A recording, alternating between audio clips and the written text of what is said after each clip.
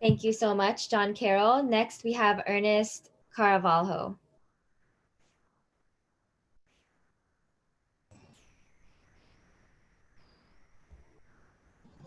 Mahalo for having me here today and for having all of us here today. I really do appreciate it, and everyone that is here participating. So my vision for Hawaii coming out of COVID is food sustainability. Food sustainability is very important to us, as we've seen here in Hawaii what it has done as our prices continue to rise. Also, I also want to make sure that instead of trading across the road, we should be trading with each other.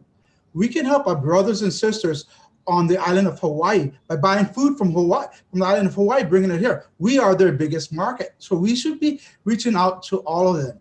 We need to bring our people back together. We've separated. We've lost aloha. So we need to bind everybody together, make a bridge, and bringing our people back together, remembering that we do live in Hawaii, one of the most beautiful places on earth. And aloha is what makes us more beautiful than anything else. Aloha is the key. We've lost our way somehow. And we need to build new economies, new greener economies based on health, education, and agriculture. And these are things that I see to bring in as we lessen the amount of tourists coming in, because we have seen that tourists cannot sustain our people. I have many friends that have lost a lot of jobs, and many people and businesses will not be able to recoup from this. And we have to be able to help them. In Hawaii, we have shown our courage and our love for each other. We are loving and helping people. 20 seconds. We need to go back to the way we used to be, by giving to each other, by being there for each other, and by showing aloha. By living aloha, we will move forward through this pandemic. Mahalo. Thank you, Ernest Caravalho. Next, we have Keith Amamiya. All right. Mahalo Dore for the opportunity, and aloha everyone. My name is Keith Amemiya, candidate for mayor of the city and county of Honolulu.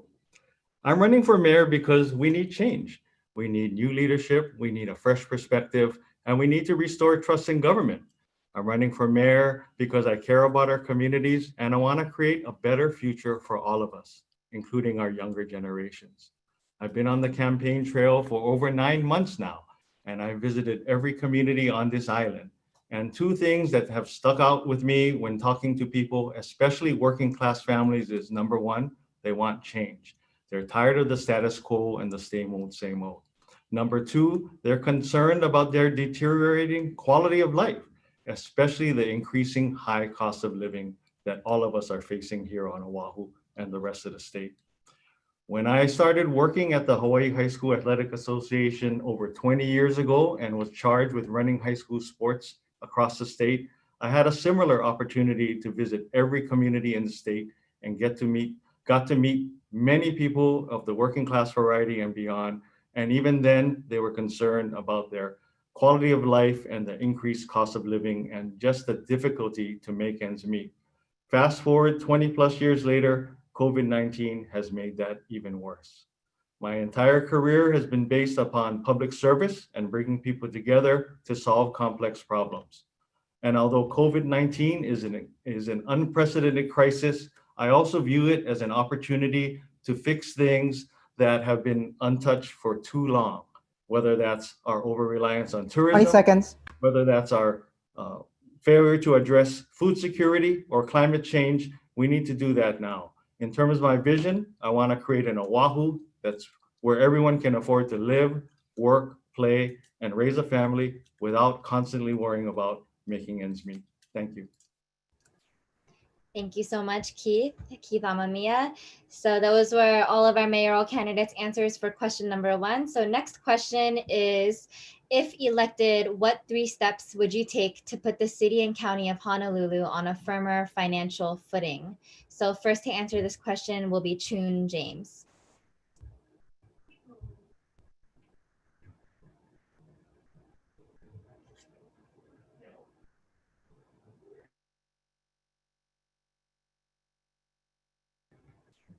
Chun,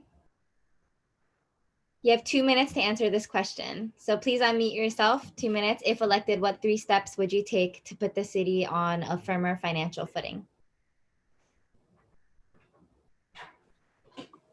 Can you hear me now?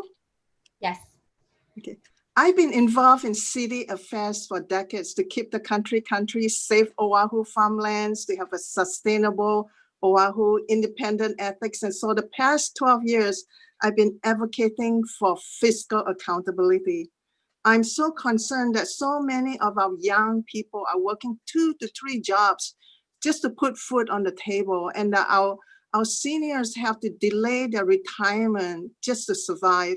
So one of the first thing I would do is to review all budget item, all major button with a uku comb.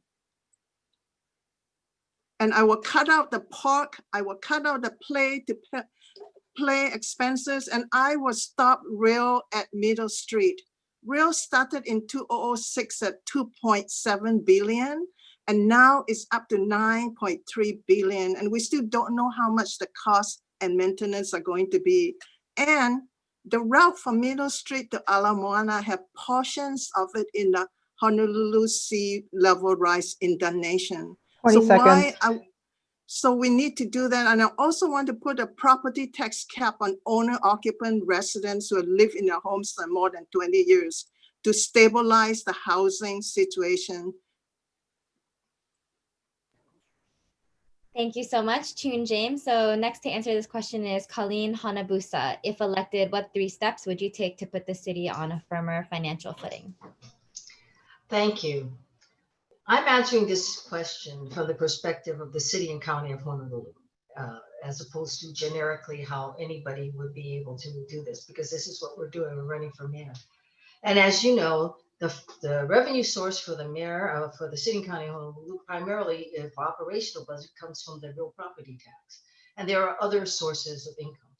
This is why it's important to have somebody, especially in these very difficult times, who understands how all levels of government works. Let's not forget, a critical part of the financing of the city and county of Honolulu is federal funds. For example, understanding the CARES Act and understanding what types of direct grants come into the city and how that has to be utilized. What we cannot afford to do is have situations like when CDBG funds were lost or transportation funds were lost because of improper and inadequate management on the part of the city.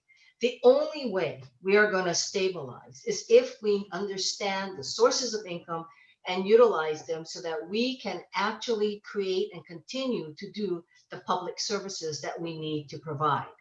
Without that, the city doesn't survive. So let's never lose sight. City funds are 1, real property tax. 2, they also have different kinds of sources of funds, but a major portion is federal funds. We should also look at agencies within the city, like the building department, which should be like the Department of Commerce and Consumer Affairs in the state, self-sustained. In other words, the amount of money that they generate in terms of fees should pay for the operations. These are the things that we need to do in order to stabilize the city of Honolulu. Without that stability, we are not going to be able to move forward, because people rely on government, especially in these difficult times, to make things work for them. Thank you. Thank you so much, Colleen Hanabusa. Next, we have John Carroll. Please unmute yourself before you begin. Yes, this is a marvelous opportunity because I've been fighting for 40 years to get rid of the Jones Act. And this goes all the way back to Dan Inouye and other leaders, all the way through to Abercrombie, Lingle, etc. I think during Ariyoshi, we had some stability there, but the Constitution has a commerce clause, and it said that the purpose of that clause is to ensure that every state has equal access to interstate commerce with the states, nations, and Indian tribes. Hawaii, because of the Jones Act, the shipping restrictions that we have are cut off from pipeline, highway, or railroads, and that has given Matson a monopoly here that's legal, but it's the thing that's caused us to lose our agricultural production capabilities because of the cost. All of our piggeries, hatcheries, dairies, all of those are gone now because people cannot afford to farm. I have a small farm, and I know this very carefully from my own involvement. As mayor, the first thing I intend to do is to file a class action on behalf of all of the people in this county to get rid of the Jones Act restrictions on that constitutional basis. I also intend to stop all of the construction and all of the spending on the trail or the rail, and have a forensic audit so we know how much has been spent, who's the money's gone to, what have we gotten for it, and what's going to cost to go from here on. We cannot keep going with this willy-nilly thing where we're up to 9 billion and probably looking at 12. I will take care of those things within the first week that I'm in office, and I'll be watching it. 20 seconds. Watching it very carefully now, and I really appreciate this opportunity to bring this before you. I've been bringing it out for the last 40 years. Mahalo. Thank you, John Carroll. Next, we have Ernest Caravalho. Mahalo. So moving into the future, what I would like to do to help the people transition, and the 3 steps that I have in mind is, 1, I like to build a different tax bracket, a different tier. I like to make 3 different tiers when we're dealing with real property taxes. 1 for residents, 1 for those that live outside of Hawaii in the mainland, and 1 for foreigners. I don't think that residents should be paid as much as those who live outside of our islands and are buying in our islands, but yet the money is going back outside of our islands. So we need to do something about that. And I really would like to look at a 3-tier tax system. Secondly, I do agree we have to do something about the Jones Act. The Jones Act is really destroying us. So 2 ships live in Los Angeles going to one going to Taiwan and 1 going to Honolulu, carrying the same cargo. When one gets to Thailand, they unload for about $875, but the one that comes to Honolulu is unloading for $8,700. It's ridiculous. We are being crushed by the Jones Act, and I agree that we should do something with the Jones Act. Third, and most importantly to the people of Hawaii, we need to look at rail, and we need to put a temporary stop at Middle Street to see what our options is. Rail right now is taking away too much money from us and keeping us off balance. We need to 20 balance. seconds. And Middle Street is where we should be ending this and where we should be thinking about moving forward from. Mahalo. Mahalo, Ernest Carvalho. Next, we have Keith Amamiya. Thank you. In times of crisis, government needs to step up and lead. We shouldn't be acting from a place of scarcity or fear. Instead, we need to act with a spirit of abundance and hope, and we need a mayor to be bold and innovative. The first step we need to take is to build a diversified economy. As I mentioned before, and as many other people have said, we've over-relied on tourism for too long. And although it has been and will continue to be an important part of our economy, COVID-19 has shown the danger of being over-reliant on tourism. So we therefore must need to develop other industries, including agriculture and renewable energy. The second thing we need to do is continue to build affordable housing along the rail line in particular. Transit-oriented development will be an important component of our economic recovery, especially while we wait for tourism to rebound. Affordable housing will also obviously bring down the cost of housing for our working class families. It'll reduce homelessness, and it'll also provide many opportunities for jobs in the construction industry.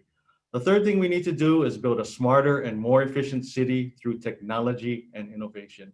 Everyone will tell you, including those within the city, that we can do a much better job of using technology and innovation to make our city services smarter, faster, more efficient, and cheaper for our taxpayers. Thank you. Thank you, Keith Amamiya. So finally, we have Kim Pine answering this question. If elected, what 3 steps would you take to put the city on a firmer financial footing? There are 3 areas that I would focus on to improve the financial viability of our system. 1, people need to be fed. 2, people need to be housed. And 3, people need to be safe. I have said for many years that we have been over-reliant on tourism, and we have the ability to make agriculture a top industry again. I have been working for the last 2 years with innovators in the technology industry, in the agricultural industry, as well as IT in terms of keeping us safe military-wise. We have the ability to create multi-billion-dollar industries here in Hawaii. We just have to have the will to do it. We have the ability to make farming more affordable. We have the ability to make sure that we fund farmers, give them grants, low-cost loans, low-cost land, and affordable water. We have to completely reform the Department of Planning and Permitting that I predict that we have lost about $500 million in income to our economy alone in the last 5 years. So as zoning and housing chair, what I worked on is making sure that we make DPP more efficient. So instead of grandma and grandpa waiting 2 years just for a simple permit to improve their home, it can take 2 to 4 weeks, and we can improve our economy again in the construction industry. We can no longer have tourism the way it was. I would put a cap on tourism right away and make it a number that we know does not damage our land or our resources. To keep us 20 safe, seconds. we must demand that all tourists coming into our island be pre-tested and that we have a safe testing, tracking, and tracing program to make sure that they are isolated should they be positive from the local population. Thank you so much, Kim Pine. So the next question is, what will you accomplish in your first 100 days upon being elected into office as mayor? So first to answer this is Colleen Hanabusa. Thank you. The mayor of the city and county of Honolulu after this election will take office in January of 2021.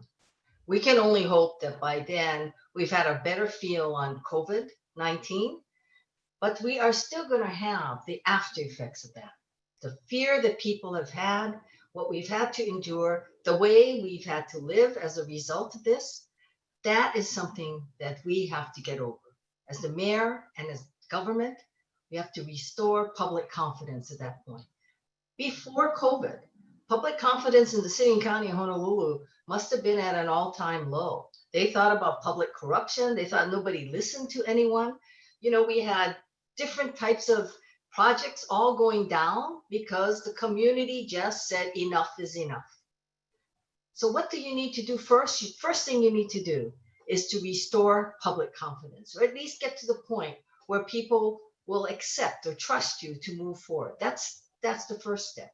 The second step is you're going to have to stabilize this economy. Stabilizing this economy when it's so dependent on tourism may not be as simple as it sounds. But remember, the city has a different role to play. The city as government can contribute in ways that, for example, a business can't, because business is not government, and government should never be business because that is not its intent. Government has to serve the people. And that third thing we have to do during this period of time is to really start getting input from 20 the people, seconds. such as yourselves, to say, okay, what is the new, better normal that we're going to work towards? Because without your input and without your concurrence, we're not going to be able to be successful in anything. But the city has to start, and that's the third thing we have to do within the first 100 days, is begin to come up with a plan for what Honolulu will look like. Thank you. Thank you, Colleen Hanabusa. Next, we have John Carroll to answer this question on what you will accomplish in your first 100 days in office.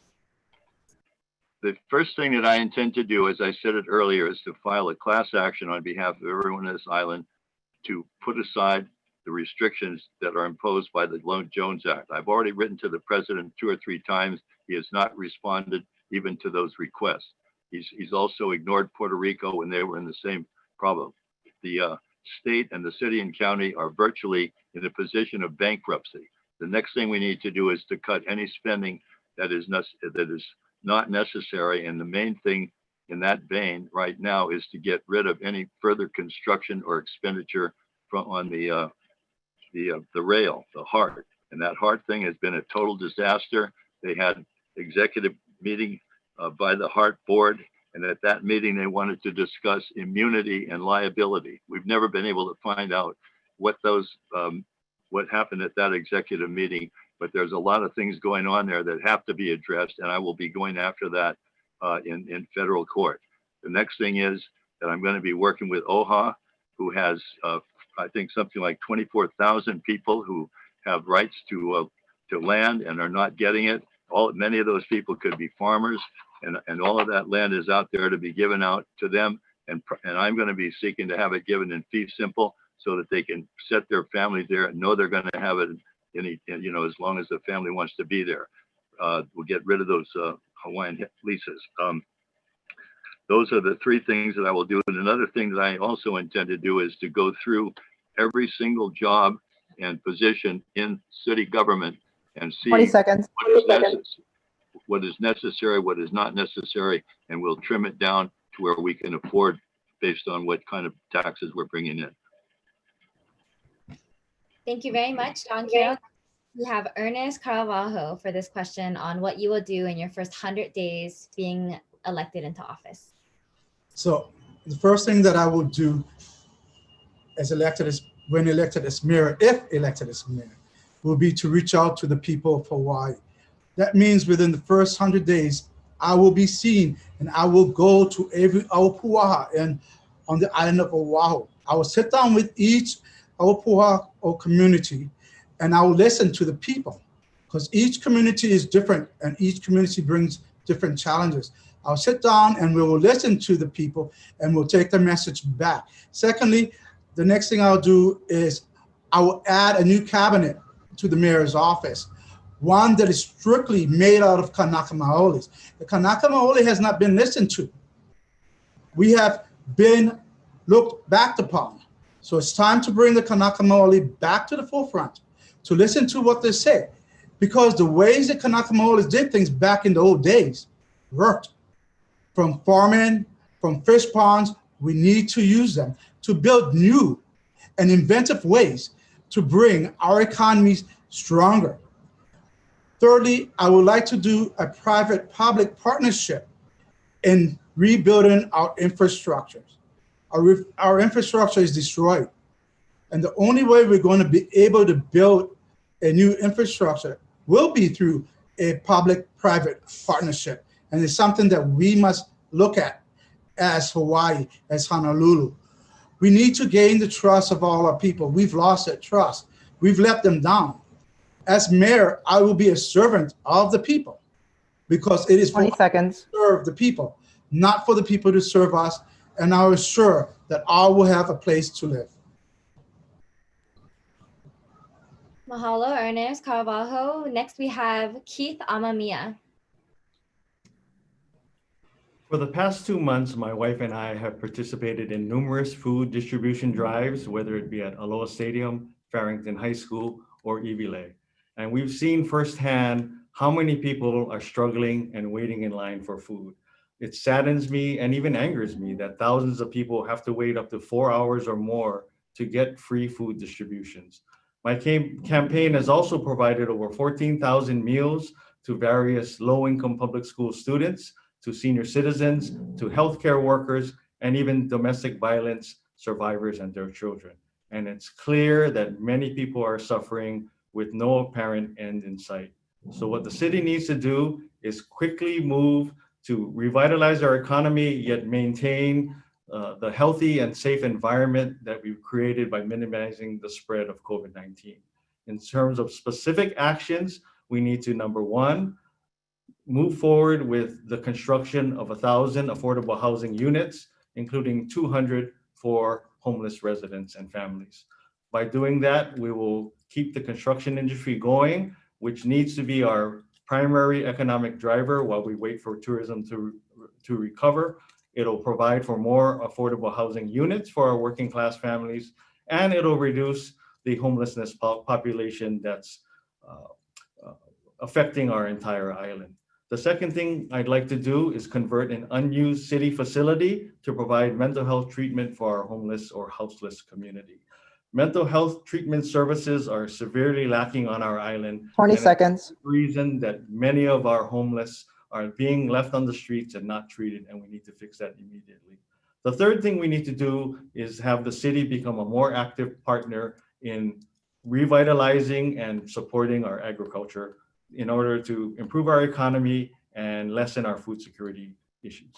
Thank you. Thank you, Keith. Amamiya. We have Kim Pine next. What I would do in my first 100 days is the first thing that I would do on day one is declare a state of emergency on homelessness. I would demand that we build 5,000 tiny homes across the island with the agricultural component so that no one is left behind once this crisis ends. What a lot of people aren't telling you is that a lot of jobs are not going to come back. And I need to be honest with you so that you can prepare yourself. But as mayor, I will make sure that you are taken care of and that you are fed until we bring new economies back on board that will keep us resilient here in Hawaii. I will next go ahead and fund co-ops that allow farmers and people to share and cooperate to ensure that we have the right food that we're growing in Hawaii. There is absolutely zero coordination from an island-wide level to ensure that we are making sure that everyone has access to healthy food. As mayor, I would make sure that everyone knows how to grow their own food because we will have supply chain issues. And I want to make sure that you are prepared. If government doesn't come and save you, I want to make sure that you have the supplies and the food and the ability to take care of yourself should a larger disaster come our way. I would make sure that those young innovators and those that have been raising their hands and saying that we can be a sustainable Oahu get funded so that they can keep their technology here. I have been working with many inventors that have said that we can have the best fertilizer in the world, which is one of the highest costs for farmers. We have the ability to be sustainable here. We have the ability to make ourselves resilient and to survive on our own. And as mayor, I will help you to do that. Mahalo, Kim Pine. So last to answer this question is Chun James. What will you accomplish in your first 100 days upon being elected into office as mayor? Aloha. I will go back to the basics. We will have a team of wonderful public service servants in finance, in land use, in enterprises, in construction, hotels, farmers, but not corporate cronies. We will put residents first. And again, we will use this uku comb to review all major projects, all major fiscal projects, because it all boils down to money. If the city does not have money, we cannot do a lot of things. And the biggest white elephant in the room, the Honolulu Rail, I will invite FTA to come here to meet with you all, and we can discuss how we can stop at Middle Street and branch off with other modern options. And I will meet with our finance people. I will also set up a hotline for suggestions so that we can save money and so that expensive events like the K Aloha case will not happen again. I will visit with all city departments and hear their suggestions on how to make Honolulu more effective and efficient. I will visit the properties that are owned by the cities to see where we can build and house our homeless to take them off the streets.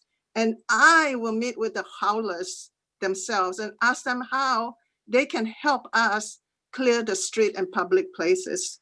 I will obviously meet with the nonprofit groups and those helpers. I will meet with our maintenance and grounds crew to visit the public restrooms and parks and see how we can improve and keep them clean. So in other words, and I would also want to go to Chinatown and make sure that we jumpstart those empty store places. So in other words, I've been in the trenches with you guys, and I'm not about to change when we occupy the mayor's office. This is our office.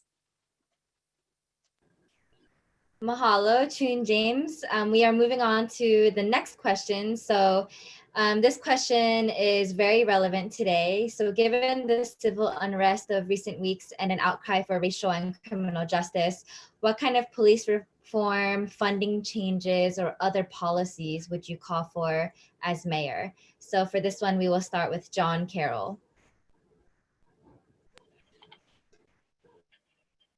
I am so sorry, but I missed that whole question. No problem. I can repeat that for you. Given the civil unrest of recent weeks and an outcry for racial and criminal justice, what kind of police reform, funding changes, or other policies would you call for as mayor? Okay, I'm sorry. Yeah, well, first of all, we have a very excellent police force here. We've had problems there with some corruption, but we need to look at all of that to see what's being done. One of the main things that I would be doing is looking at, as far as police are concerned, the transparency, so that if we have bad apples in there, that they can find out who they are and have a easy exit for them, which is not the case now. The other thing is that I would be looking at getting the police trained so that they don't use excessive force, but they certainly use reasonable force. I would not tolerate anything such as going on in Seattle right now or what happened in Minneapolis. Those are totally out of the question. And I would use a National Guard if we didn't have enough police to take care of some kind of an uprising or protest. But I believe we have the right to assemble. We have a right to freedom of religion, freedom of speech. And I will also at the same time be ensuring that people will have the right to make those expressions. The last thing is that I think the COVID reaction has been widely overdone. I think the real, if you look at the statistics, that people under about 50 don't have it at all. And the ones that do have it have had some other types of problems at the same time. And those are all up in the age group that I'm in, or from, say, 60 on. And that is something that we can do. Yeah, we need to do testing far more than we have. And again, mahalo. Mahalo. So next we have Ernest Caravajo with this question. So I deal with the police a lot living here in Chinatown, and many of the police I deal with are upstanding people. We can't classify all police as bad police. But that being said, we must bring reforms to our police station. We must be able to teach our police to be more compassionate. We must teach them how to sense and how to restrain themselves. Not everyone that they're going to encounter is a threat to them. And I see this in Chinatown all the time because we deal with a lot of mentally ill people. So reform in the police stations is going to mean being able to bring in behavioral health therapists within the police station. Our police officers should be peace officers. People bring in peace to each other, but we need to bring more behavioral health therapists to be able to work with our police officers, because it is a lot of strain being a police officer. My dad was a police officer. My uncle retired as a detective from Honolulu Police Department. They're great people, and they had great integrity. But the stress is boundless. And so therefore, we need to be able to reform from within. We have a good police department. We really do. But reform has to come from within. Right now, we've got police that are outreaching right here in Chinatown to people in the streets. And they're doing an excellent job. And they're our model of what the island-wide police department should be. It should be able to be outreach. Our police need to be able to go back on the beat, walk in the beats to get to know their neighbors. Mahalo, Ernest Caravajo. Next, we have Keith Amamiya. So what kind of police reform, funding changes, or other policies would you call for as mayor, given the state of the nation in the recent weeks? Well, I had the previous privilege and opportunity to serve on the police commission, and I was very impressed to find out that many of our officers, the vast majority, in fact, are hardworking, honest police officers who are sincerely interested in ensuring that our communities are safe and free of crime. I know many officers personally, and they are of the same attitude and mentality, and it shows in their actions. I also served on the Domestic Violence Action Center board, and if there's anything that I would look to add to the police force, it would be to provide more domestic violence services from DVAC. With COVID becoming a problem across our communities, domestic violence has been on the rise, and I think that the Domestic Violence Action Center and their people would go a long way in terms of curbing the domestic violence incidents happening across our island. In terms of police funding, I don't know enough of what should be defunded, but I do know that our police force is understaffed and overworked and underpaid. We are losing officers at an alarming rate due to retirements or transfers to other jurisdictions where they're paid more. In terms of the George Floyd incident in Minneapolis, it's an unspeakable tragedy, but it has given rise and opened the forum and dialogue for many issues that have been lingering across Hawaii and across the nation for many years. We need to use this opportunity to create dialogue, and as mayor, 20 seconds. Stakeholders to the table to discuss these issues that have gone far untouched for far too long. Thank you. Thank you so much, Keith Amamiya. Next, we have Kim Pine. Can you hear me now? Yes. Okay. Well, what we did at the Honolulu City Council is we went after corruption. We made sure that Chief Kealoha went to jail and that Catherine Kealoha, who also served in the prosecutor's office, went to jail. That was the first thing that we did to reform the police department. And as we looked at how all of that happened at such high levels, we discovered that the police commission was told by Chief Ballard the problems with Chief Kealoha, the problems with the prosecutor's office, and they at the time did nothing. She asked for better reforms to ensure that when police officers see corruption going on, as well as in the prosecutor's office, that the people who are concerned, that want to do good for the people and serve in the right way, that they have a safe avenue to do that. So that's one of the things that I'll be working very hard on as mayor, to ensure that any city employee feels safe. And most importantly, that the police department ends any type of chokeholds or any type of measures that would cause bodily harm the way it happened in George Floyd's death. I'm very proud of the people who protested what had happened to Mr. Floyd in Hawaii. There was no violence. There was pain and sadness, but there is unity in making sure that Honolulu remains a safe place of justice and peace. 20 seconds. Thank you very much, Kim. Next, we have Chun James. Chun, you're still muted. We love our HPD, there's no doubt about that. And every time they leave their home, we want them to come back safely each day. And majority of our HPD are wonderful. And like any other organizations, you tend to have a few bad apples.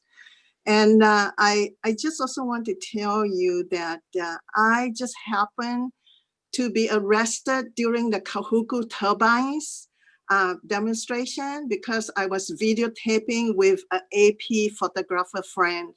And even then, I do not harbor any bad feelings because I know that was part of the system. I did go to the HPD commission and share with them a few ideas on how we can do it. And may I also add in that when there was talk about the Ke Alohas and the other issues, that the police commissioners also chided the city council that they knew what was going on and they did not do anything. So I would definitely place a whistleblower hotline so that any citizen can report in full confidence and that they will not suffer any retaliation or any bad side effects to them whatsoever, that they will have a hotline they can report. And may I also add that what happened to Mr. Floyd was totally wrong, and injustice to one is an injustice to all. So we need to up the training. We need to up the training on constitutional rights, on civic rights, and that we all can live aloha. And I believe that that can be done. Thank you, Chun James. Lastly, for this question, we have Colleen Hanabusa. So the question again is, given the civil unrest of recent weeks and an outcry for racial and criminal justice, what kind of police reform, funding changes, or other policies would you call for as mayor? I'm probably the only one on this panel who's actually married to a retired police officer. And he actually also was specially credentialed by the FBI as well as the DEA. And he, those who are in Chinatown probably remember when they forfeited the blocks in Chinatown. That was his initiative. So take that with a grain of salt. I come here having married a police officer. I think that the most important thing that we are all missing is what makes Hawaii unique. Hawaii is very different. The city and county of Honolulu is about 1 million people. That's an advantage to us. Our racial diversity is an advantage to us. What I am concerned about, or what I think that we need to do as a policy within Honolulu, if I'm mayor, is the fact that we have to figure a way how to encourage our people here to decide to be police officers. I do not like hearing that the police chief feels she may have to recruit from the mainland. Not that I don't believe that they could fit in. I just believe that our homegrown people have the best understanding and the best sensitivity to that which is Hawaii. I also think that we need to look at what is it that we have to warn about, and what is it that we have to be doing changes in. I think training, I think the police chief saying no chokeholds and no, or the different kinds of methods, that's fine. But you know, how many 20 incidents do we seconds. have? That's what good policy decision is based on. Not a knee-jerk reaction, but asking the right questions. And if we need to change, let us change. If there's a problem with the structure of the police commission, let's change that structure. But we have to ask these questions systematically, methodically, and then understand what kind of problem we have here. Thank you. Mahalo, Colleen Hanabusa. So we are moving on to the next question, and that question is that oftentimes special interest groups working primarily to protect their profits influence policy decisions more than community members and nonprofit organizations. So for you, what is the ideal role of special interest groups and lobbying in county government? And the first to answer this question is John Carroll.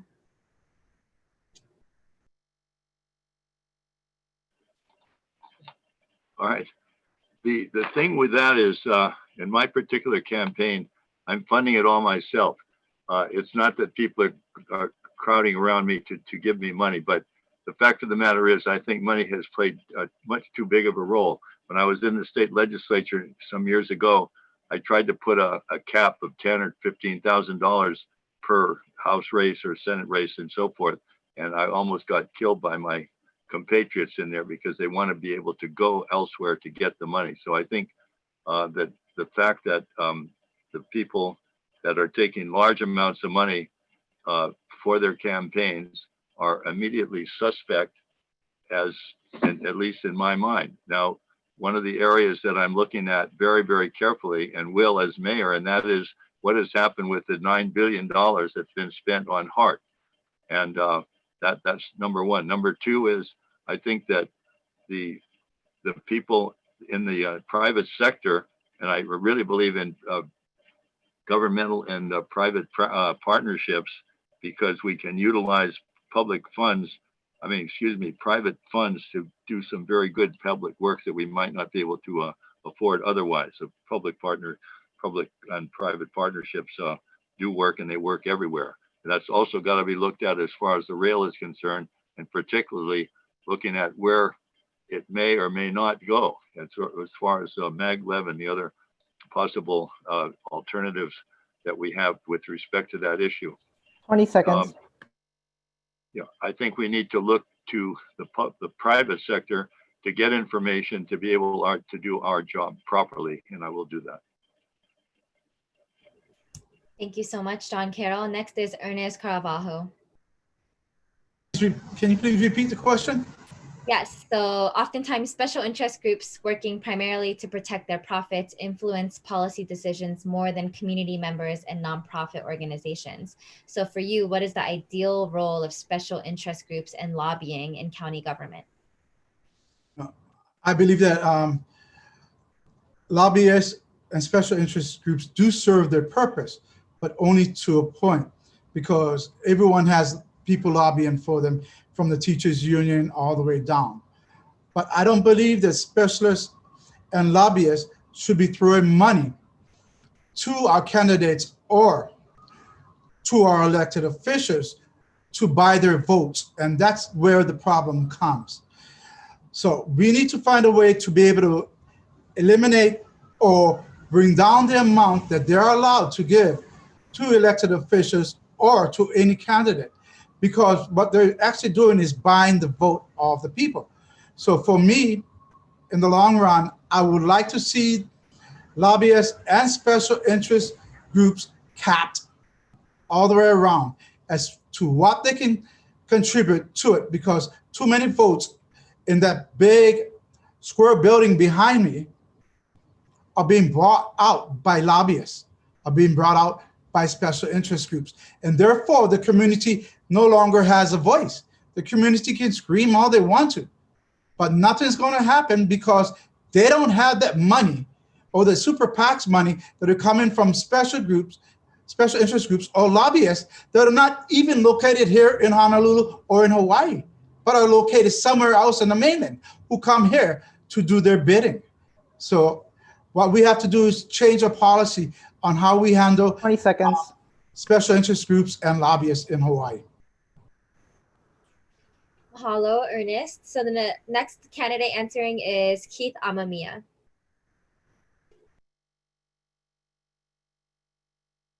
You have to unmute yourself, please. Okay. As I always have throughout my career, I will always put the community interests over that of special interest. From whether I was running high school sports or working in the private sector or for the University of Hawaii, I always listen to the community needs over that of anyone else. I'll continue to do that as mayor. I believe in active listening, in collaboration, and listening to all sides and making a decision that's in the best interest of the greater good of the community. And I'll continue to do that as mayor, as I've said. One of the areas that I would like to pursue as mayor is to create an office of community engagement. It's clear that the public thinks that government is not listening to them anymore, as shown by the recent demonstrations and protests, whether it's the Kuku Wind Farms, Sherwood Forest, Ala Moana Park Playground, and many, many other issues of community concern. We need to change that. We need to show that the city is interested in the public interest and what the community wants.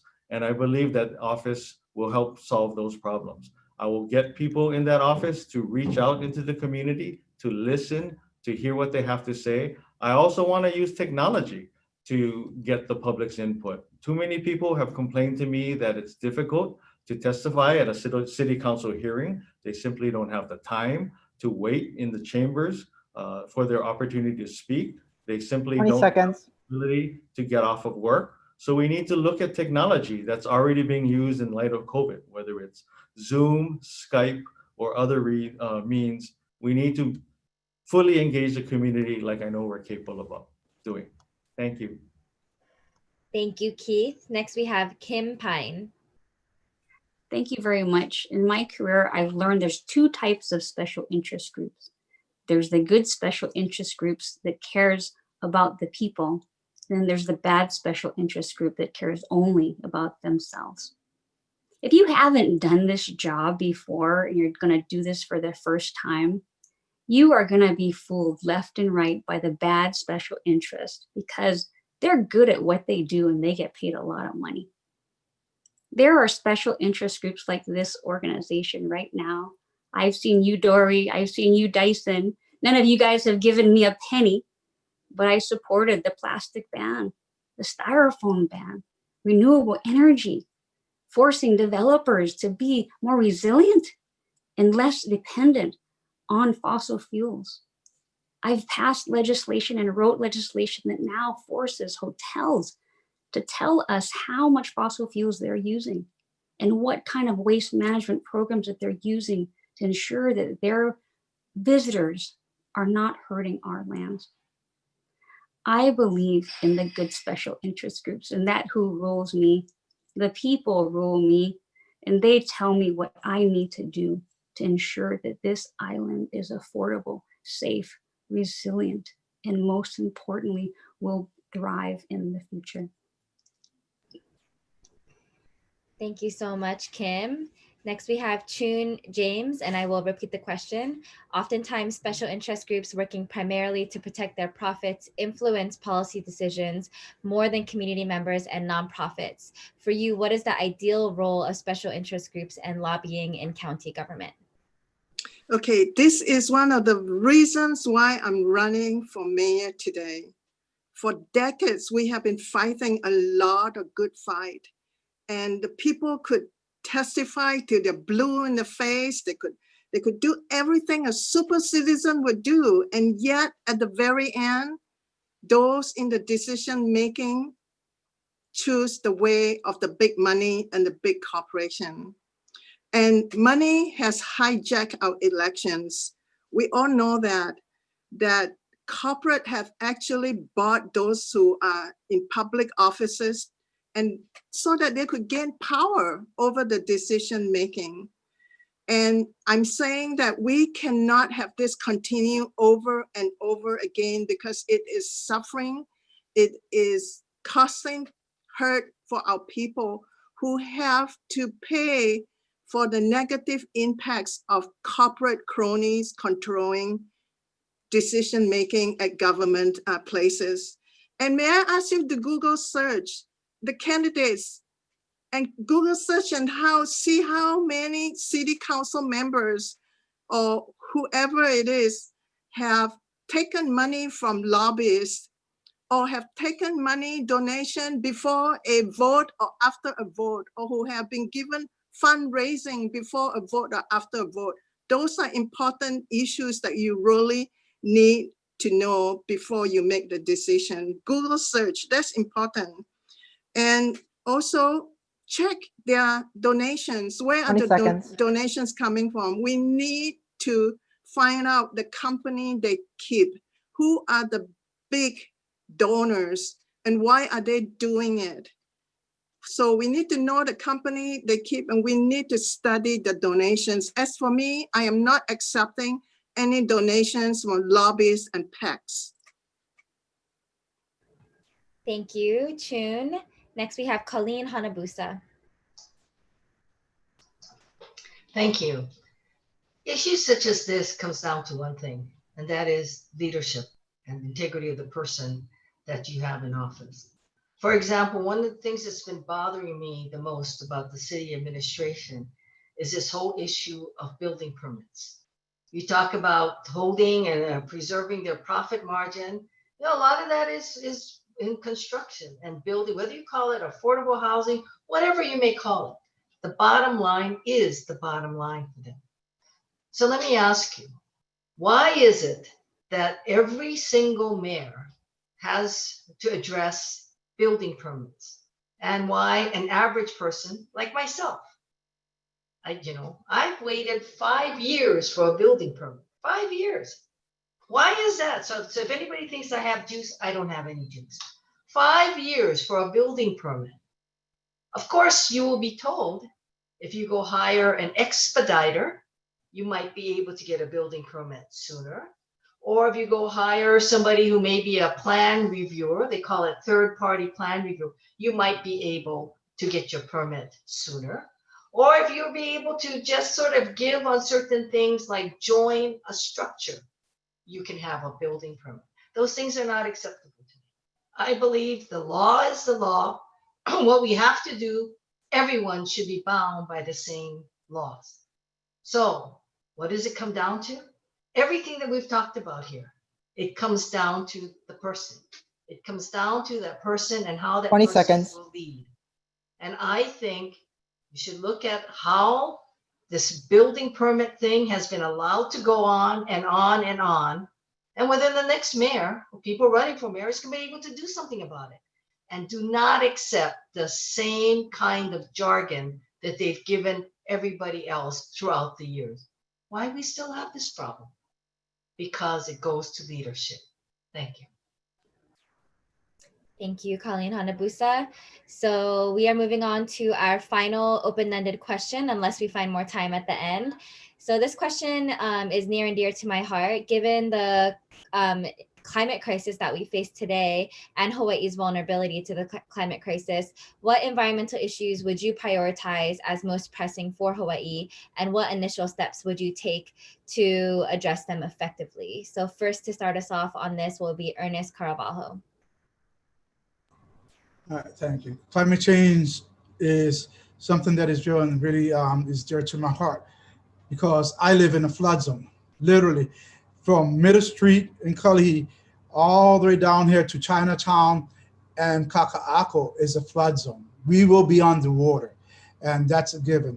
So I would definitely like to, while in office, within my first 100 days, to be able to call a climate symposium of all the leaders of the Pacific, to bring everybody together, to see what ideas we need to work on for climate change, because Honolulu is going to feel a big effect on climate change. Not just losing land, but Honolulu is going to be getting a lot of the people from the Pacific coming to our islands, because their lands will be lost. A lot of atolls and everything will be lost. So we need to change the way we do. We need to bring in more electric cars into our system. We need to build more battery pack stations across the islands. We need to be able to rely on wave energy. We need to be able to rely on solar energy. Each Aopua has a different aspects to the islands that can help in generating clean, efficient energy. So we need to be rid of fossil fuel on our islands. I love COVID for one reason. I hate what it's done, but COVID has shown us that the air can clean up. I see the freeway and it's clear of cars. The emissions are gone. I hear the birds in the morning at 4 o'clock singing. So we need to address this issue wholeheartedly in every single aspect. Yeah. That's it. Thank you, Ernest. Our next candidate to speak on this issue will be Keith Amamiya.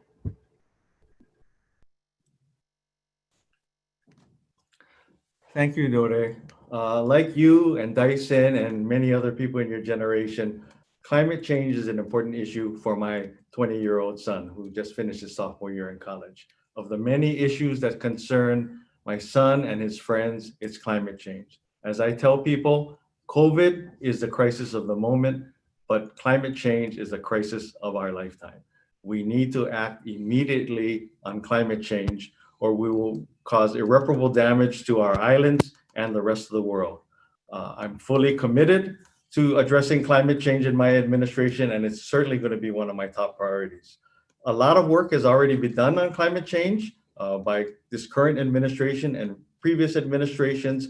One of the documents that has recently come out is the OLA, or Oahu Resilience Strategy, and it was compiled by a cross-section of leaders and stakeholders across our city, and it includes a section devoted to climate change. I recommend that we adopt it and we look at it and do what we can to complete the steps that are part of that strategy.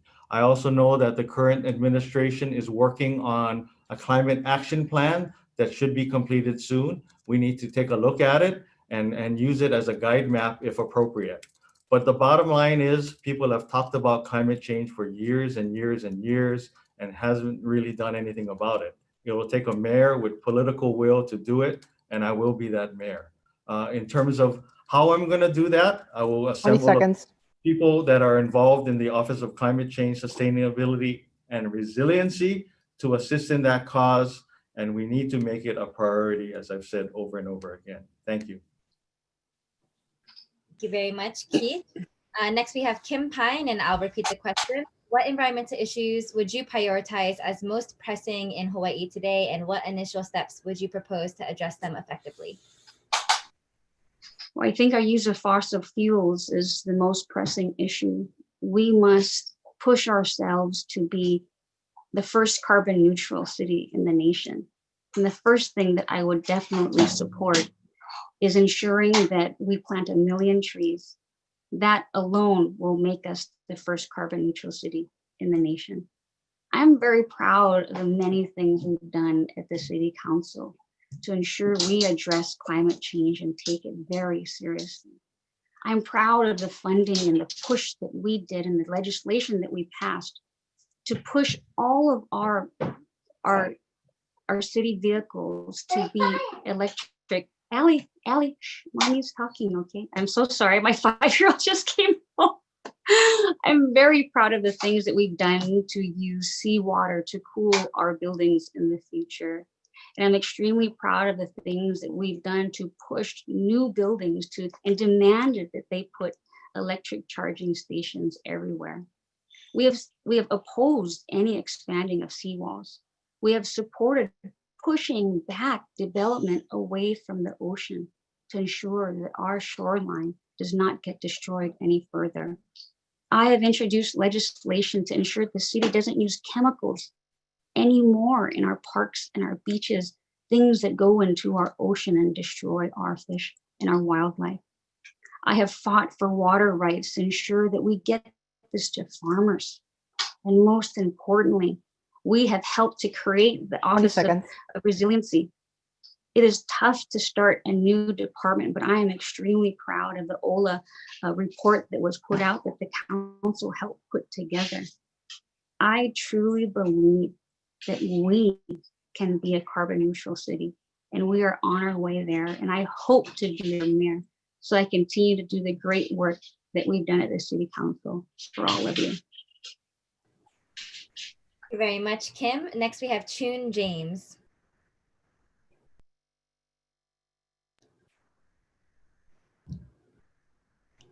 Chun, please unmute yourself. Could I also answer the last question? I was forgotten. I'm Is so that all right? sorry. Oh no, the last question was the special interest groups. You did answer that one, didn't you? No, it's environmental. Yeah, that's the one we're on right now. You were talking about carbon print. Yeah, no, we've only had one environmental question. So what environment? Okay, that's okay. I must have heard wrongly. I am a grandmother of 12, and so I have always considered myself as an environmentalist. I have friends from Tuvalu, from Kiribati, and they are the front line of climate change. So whatever we want to call it, climate change or earth changing or whatever, something is happening and naturally happening. And so we have to address it. So as mayor, I will certainly carry on all the good work that have been done on our behalf. But I will also make sure that in decision making, we need to apply it across the board. So for example, the Honolulu Rail from Middle Street to Ala Moana, part of that portion is going to be in the Honolulu sea level rise inundation zone. And so we must take that into the consideration. And that's why I'm saying stop at Middle Street so that we can provide other modern options and so that we don't keep throwing needed precious funds into something that is going to be problematic. And certainly I will continue to work with the Office of Climate Change. They've done a really good job. They work very hard. And I will also make sure that we do not keep cutting down trees. For the past 3 years, 76,000 trees were cut down in urban Oahu alone. So we need to walk the talk. We are a very small island. We need to make sure that we support our farmers and we have food sustainability so that we can be prepared when. Thank you, Chun. Next, we have Colleen Hanabusa, and I'll repeat the question. What environmental issues would you prioritize as most pressing in Hawaii today, and what initial steps would you propose to address them effectively? First of all, when we talk about environmental issues, I think we have to break it down in something that the city has to take action on immediately, as well as the policy considerations of, quote, what is it that we're going to do as a state and as a community to address climate change? You know, when I was in the Senate and I was Senate President, we did the first legislation, sometimes say we're first or we're second, about greenhouse gas emissions, for example, and how to monitor that or how to measure it. When I was in the Congress, we were looking at issues such as carbon sequestration. How do we do all of these different actions for the long-term effect? There's also an interesting concept that's called solar radiation management, which is something that people are promoting for a short-term answer to quote the global warming. So, you know, there's all these different levels. I think for the city and county of Honolulu and the mayor, the first thing we have to address is what are we going to do about the Alawai flood zone? Because as you know, there's issues on that, and I've listened to those who are advocating for and against the Alawai flood zone, but they will tell you Waikiki will be underwater, probably from the Alawai more than from sea level rise. Look at Waikiki, the economic engine for the city and county of Honolulu and really for the state. What are we going to do to address what's going on there?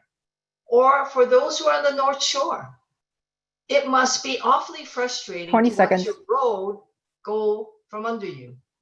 That, of course, is a state issue, but notwithstanding, that is something that we as government has got to join hands because the people are being affected. So yes, support the policy statements that we're going to have to go by, but also recognize that a good leader is necessary to address the immediate needs that we as a city are facing with climate change. Mahalo, Colleen. Our last candidate to answer this question on environmental issues is John Carroll. This is a marvelous opportunity. I was in the legislature, and I had been a big time diver, and I noticed the diminishment of the green sea turtle. So the very first thing that I did as a freshman legislator was to introduce a resolution to preserve the green sea turtle and the monk seal. And I just have heard recently that now the green sea turtle is occurring up in even in California, and they are making a comeback. So that's one thing that we can all be doing, is looking at that kind of legislation. All of the legislation in the state right now came off of my desk originally, and I worked with Tadao Beppu, Richard Kawakami, Gene King to get them all passed. They didn't pass under my name, but they're in place.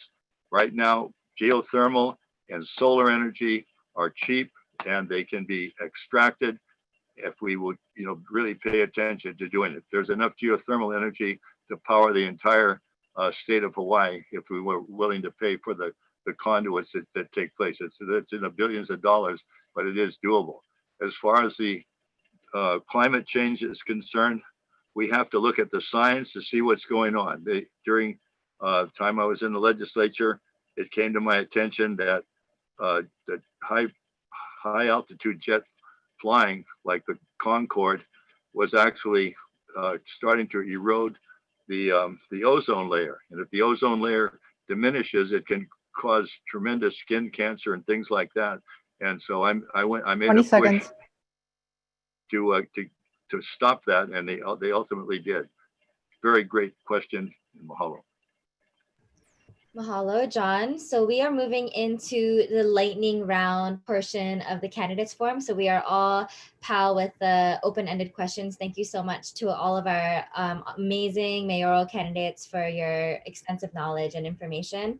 So these are yes or no questions. So please just answer with a yes or no.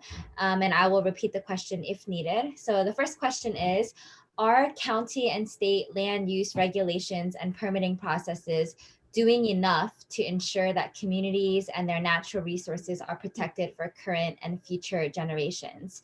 Keith. Sorry, can you repeat the question real quick? Yes, of course. Are county and state land use regulations and permitting processes doing enough to ensure that communities and their natural resources are protected for current and future generations? Absolutely no. Thank you. Kim. No. Chun.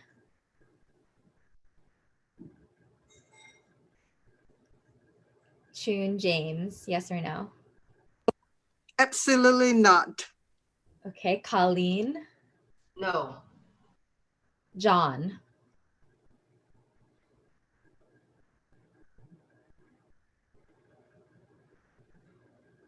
John Carroll, yes or no? Oh, you're still muted. There you go. What? No. No. Would you like me to repeat the question? No, the answer is no. I heard the Okay. question. Can you hear me? Yes, got it now. Thank you so much. And lastly, Ernest. A big aole. No. Mahalo for the Olelo Hawaii. So thank you for your unanimous answer. How are voters supposed to make their choice if you all think the same thing? So the next question, same format, yes or no. Would you support a visitor tax with the funds going towards combating the climate crisis? Kim. Yes, but that's illegal, so we have to do a fee. Okay, Chun. Oh, please unmute yourself. Yes, in principle. Okay, Colleen. Yes. Not Tim, John. Yes. Ernest.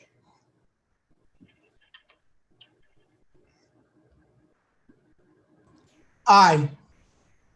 Yes. Okay, Keith. Yes.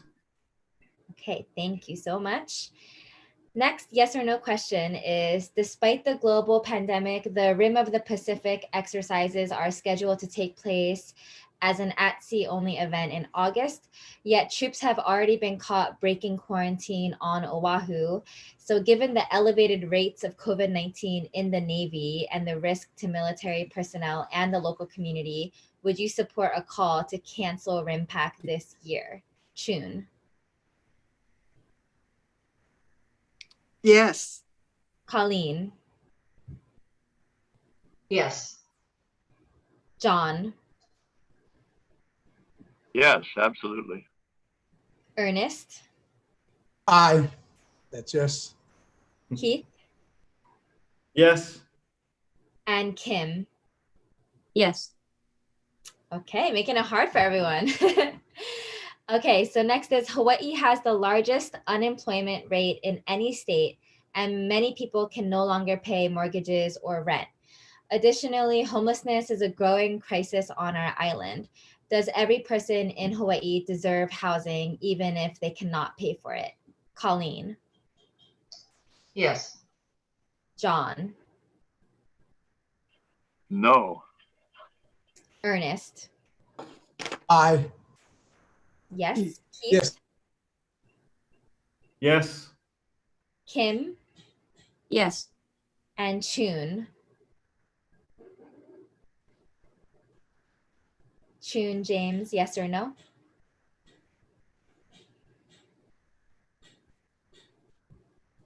Yes.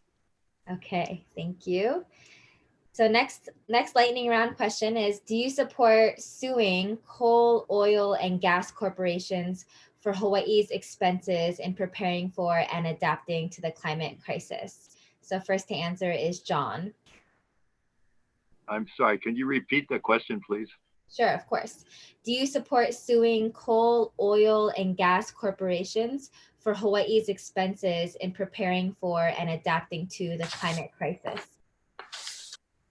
I'm totally against going beyond a stop and an injunctive relief and an injunctive, a forensic audit to find out where we are. We cannot make a decision on that one way or the other.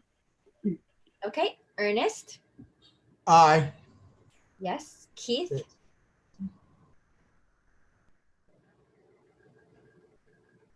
Yes, and I would continue the current litigation. Yes, there is a current litigation in process. Thank you for mentioning that. Kim? I'm sorry, my side, I couldn't hear the question. So the question is, do you support suing coal, oil, and gas corporations for Hawaii's? Oh, yes. Okay. Thank you. And Chun? Chun James,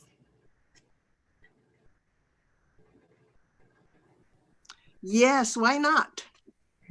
and Colleen. Yes. Great. Last lightning round question is, employers in Hawaii are not required to provide paid sick days.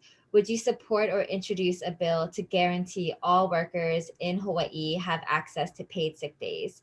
First to answer is John. Okay, I'm sorry. Do you want me I to didn't repeat the get the question?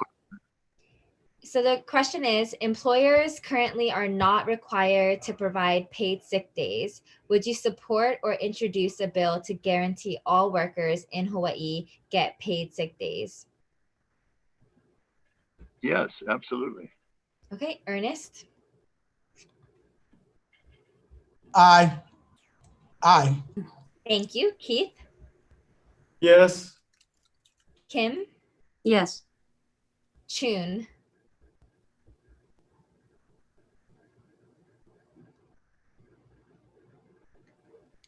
Yes, I will work with the state too. okay, and Colleen. Yes. Great. Thank you so much. That concludes our lightning round. It looks like we have time for one additional question. So we're going to pop in one of our extra time questions in here. So same format as the above open-ended questions that we had. So the final question we'll have is, should any part oh, wait, actually, I'm sorry. I forgot about your closing statement. So we're going to move into the closing statements, actually, instead of the final open-ended question. So for this format, it'll be the same in terms of getting a 20-second warning, but you'll have 1 minute and 30 seconds to share your closing statement. And Dyson, of course, will be your timekeeper in the background. So we're going to start here with Kim Pine.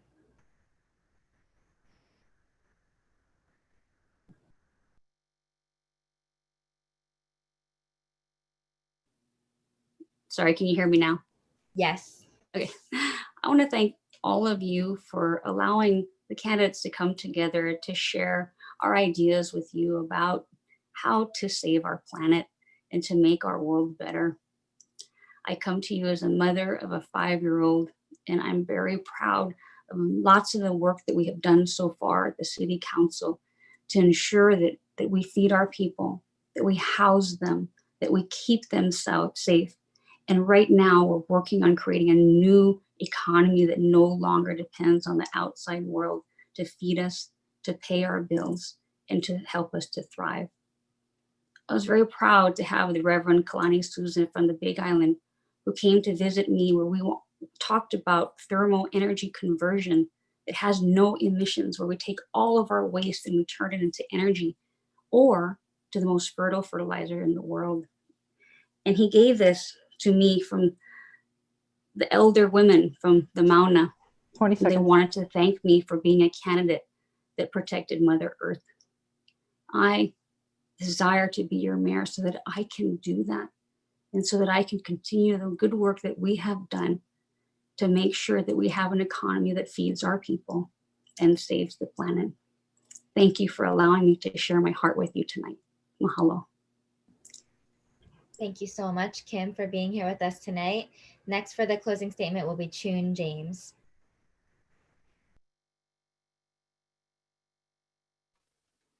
Aloha. So we have spent your valuable time telling how wonderful and how qualified we are.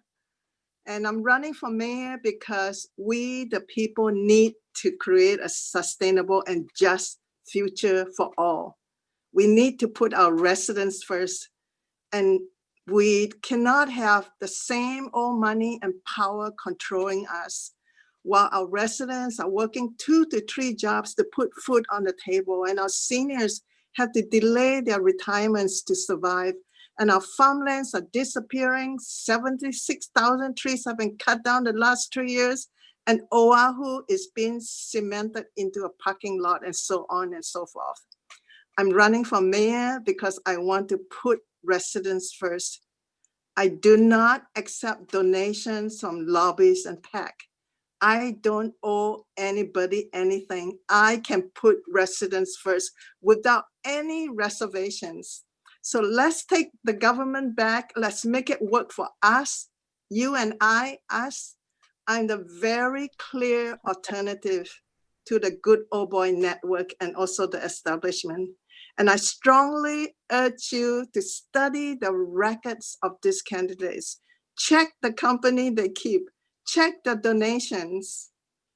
These same people are now telling us that they can fix the problems that they helped create. So insanity is voting for the same old insiders over and over again and expecting a better result. We need. Thank you so much, Chun James. Next, we have Colleen Hanabusa with closing statements. Thank you to the Just Transition Hawaii Coalition for hosting this event. But more importantly, thank you for the leaders that comprise you who have come together to basically voice and fight for what you believe to be the just transition to what we call a better normal for all of us. When I agreed to appear on this forum, I think I was one of the first to RSVP. The reason was because I looked at who comprised all of you. And I saw a name that meant a lot to me, and that was Kahakalau.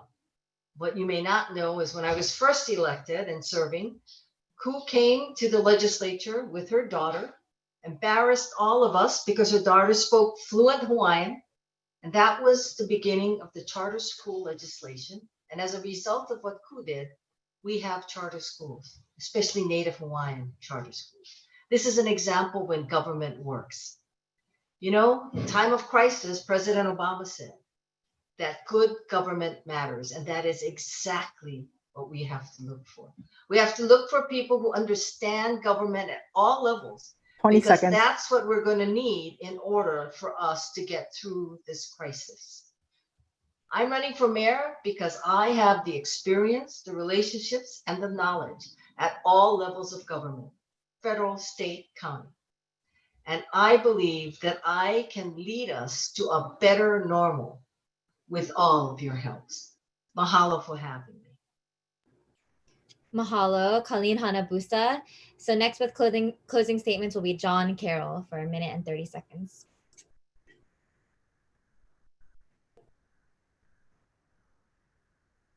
First of all, I am clearly the best qualified candidate, having worked in the legislature, having worked in the military, having worked in international business, local business, and law. So I come in without needing any preparation. I know what needs to get done. I know how to do it, and I will do it. And I've been working for 40 years trying to get rid of this Jones Act, but because of people in the Democrat Party have stopped every single time I've tried to do it. I've been asked many times to become a Democrat, and I refuse. I will do the very best that I can.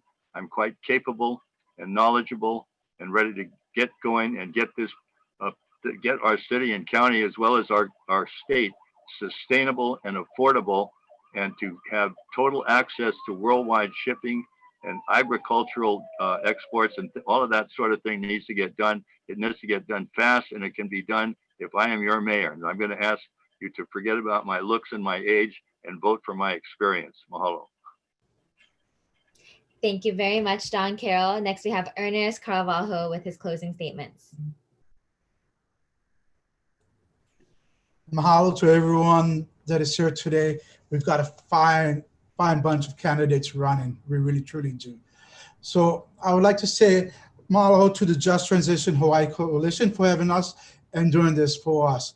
For all the people out there, I would like to say that it's time for change. We can no longer go on the way we have. We continue to go along the way and continue to vote the way we have, then nothing in Hawaii and Honolulu will change. It'll still stay the same. We need new blood, new leadership, bringing us forward and bringing us into the 21st century with new technologies moving us forward. What we need to do is bring and bridge all our people of all races together with the Hawaiian culture as one people, because that's what we are. We are all one people. And we need to do this now, and we need to move forward with it. We need to bring in the Kanaka Maoli into the conversation. They should be in the conversation because this is their homeland. They are the indigenous people of Hawaii.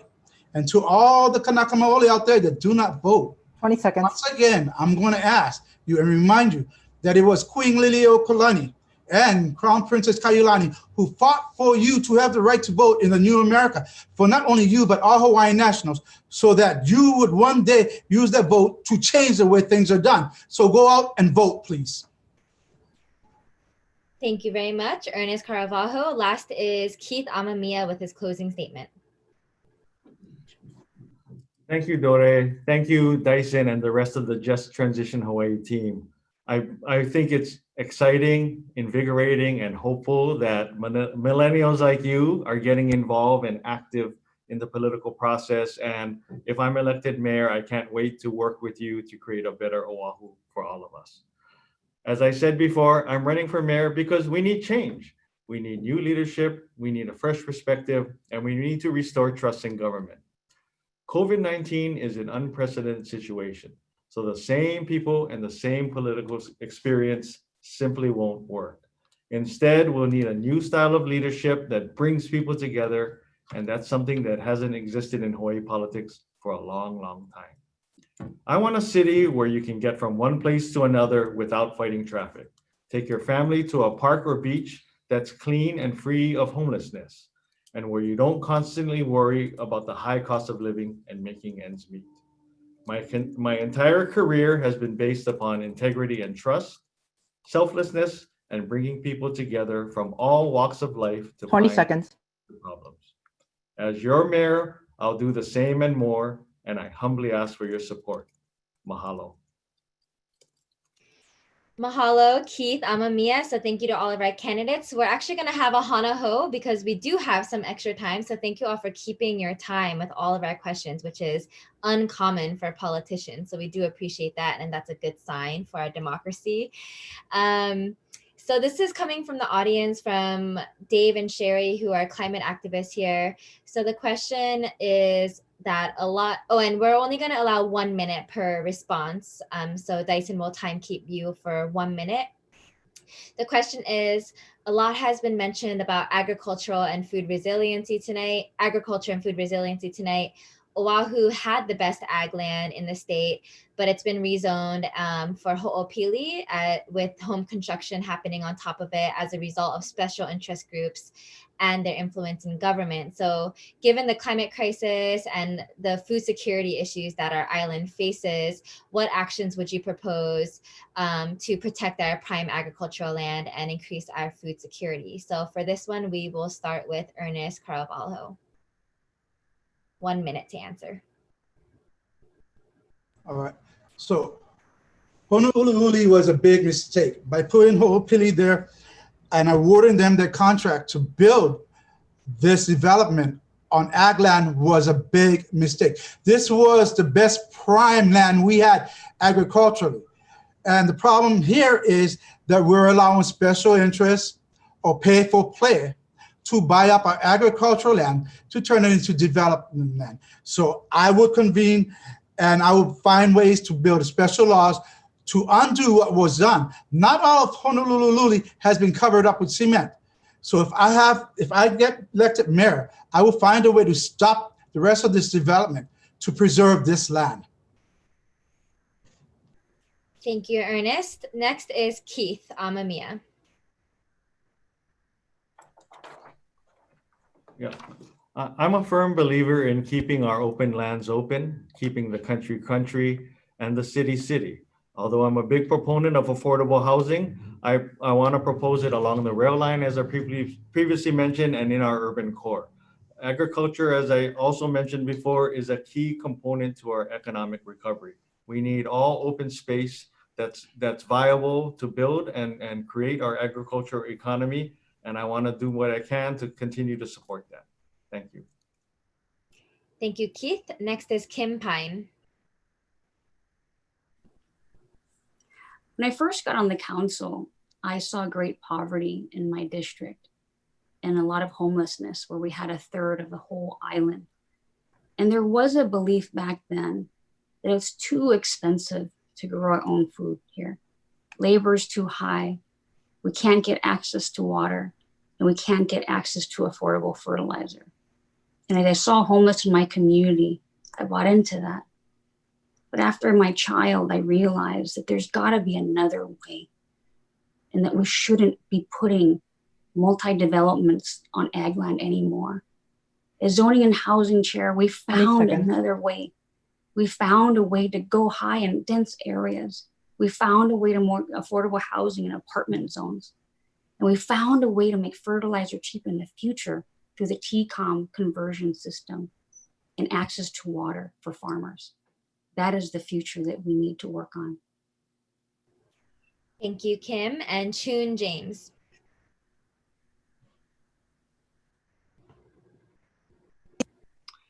Yes, I was in the trenches with many of you. I testified against Ho'opili, fought against it, fought against COA, Ridge, with the Keep the Country, with Save Oahu farmlands. And guess what? We failed. And that is one of the reasons why I'm running for mayor. Too much of our farmlands have disappeared. And Oahu is turning into a huge parking lot, and that is to our detriment. And you know, some city council members who are now born again farming supporters, they were 20 the same seconds. one. They were the same one who voted to cement Oahu, to turn Oahu into a parking lot. Thank you, Choon. And Colleen Hanabusa. First of all, I think that the best prime ag lands is actually where Mililani sits, just to see what the consequences is.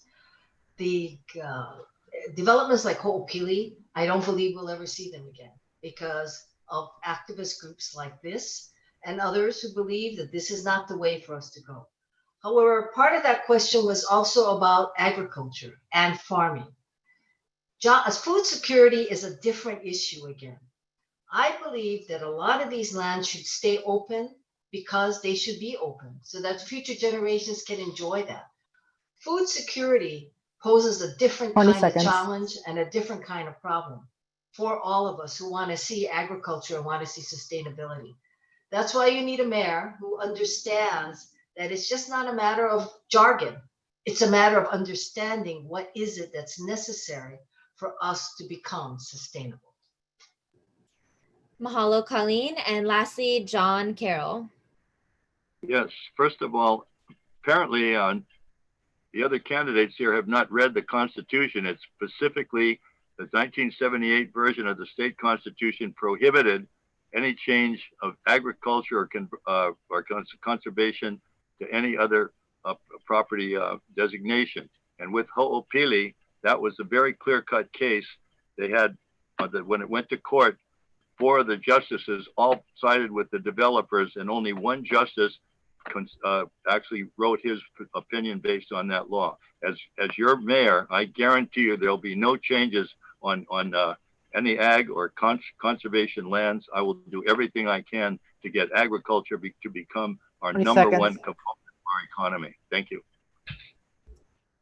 Thank you very much, John. That concludes our candidates forum for the City and County of Honolulu mayoral candidates. Thank you all for dedicating much of your year to running for office. We know it's a lot of work, and we appreciate you taking time to be here.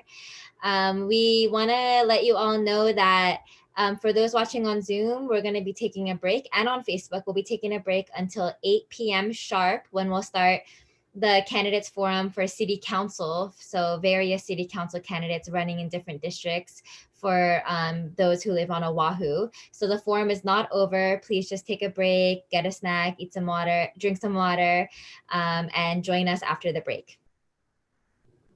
Thank you so much.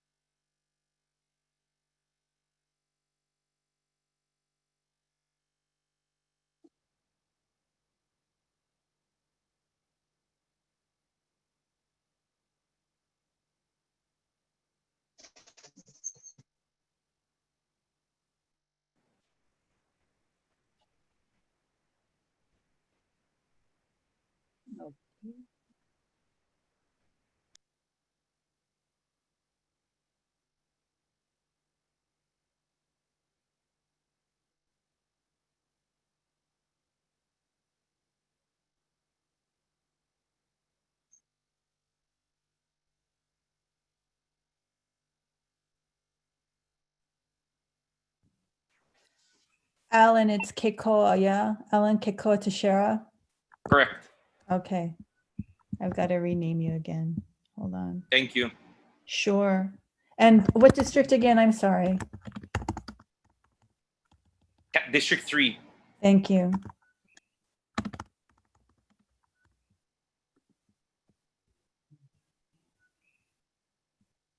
Alan, it's Kekoa, yeah? Alan Kekoa Teixeira? Correct. Correct. Okay. I've got to rename you again. Oh, okay, Will, we got you. Aloha. Can you hear me Aloha. okay? Who's talking? This is Will Espero. Oh, yeah. We hear you much better this time. Thank you. Now, I don't have a visual. Is there a... Ooh, doesn't sound so good anymore. Is this better? Borderline.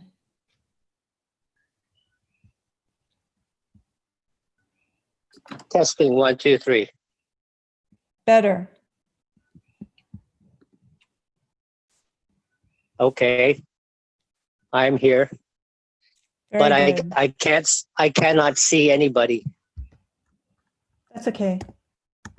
The main thing is your Can thoughts. you see me or I'm not on that screen. Will, we can see you, but I can only see the top of your head. So you might have to, to stare at the camera a little bit. There we go. That's better. There we go. I can't see anybody at the moment. Well, you should be able to swipe on the screen and it'll give you different viewing options.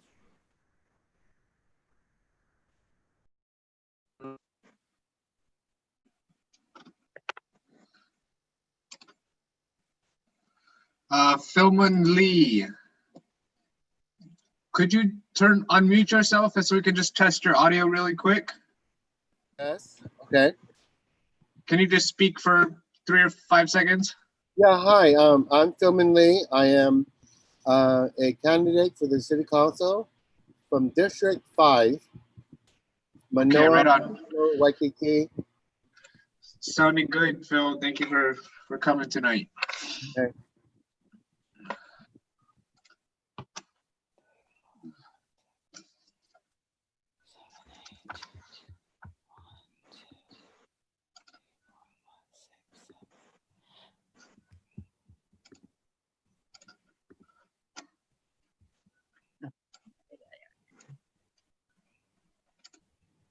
Okay. Hello. Aloha, Naomi. Hello. So we're just asking all of the council candidates to please keep their video on because only the people with video will be on the screen and people whose video is turned off will not be on the screen. So that since you're a candidate, then you need to be on the screen. Yeah, I turned my video on, but I No, don't it's know. fine. It's fine. Oh. It's on. Yeah, it's Oh, on. I'm just okay. letting you know. Just make So I sure haven't- you. Okay. I'm so Yeah. sorry. Go ahead. No, it's good. Thank you. Is there enough light? I cannot see you. I just don't even, I'm looking at something. It looks like a bookcase or something. Oh no. Shoot. Sorry, it flipped around, I guess. Oh. Is that better? Are you still looking at my We're pile of looking books? at a pile of papers and Oh, books. okay. Sorry. Let me flip my camera around. Gosh, this is embarrassing. Oh gosh. Is it?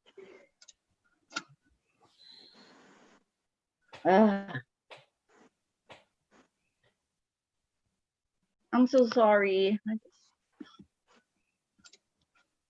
There you go. Oh, am I here? Oh, you were, but you disappeared. Oh, I'm sorry. Okay. Try that. I can't see my screen this way, so I don't know when I'm here. Hi, Grant.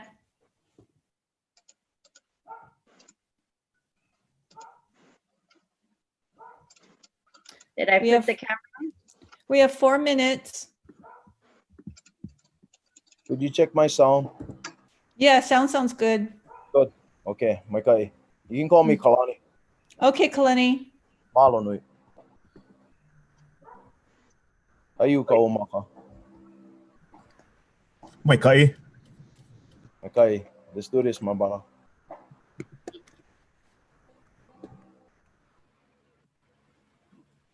Grant, try to get some more light on your face if can.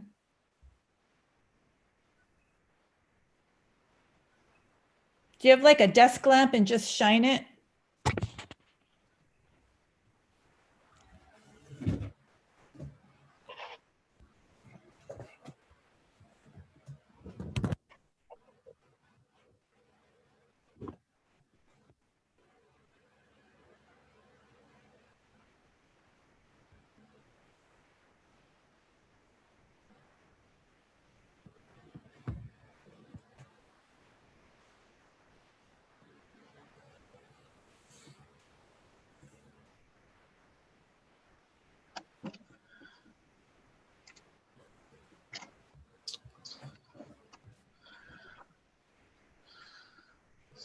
Well, we are about to go live in 2 minutes.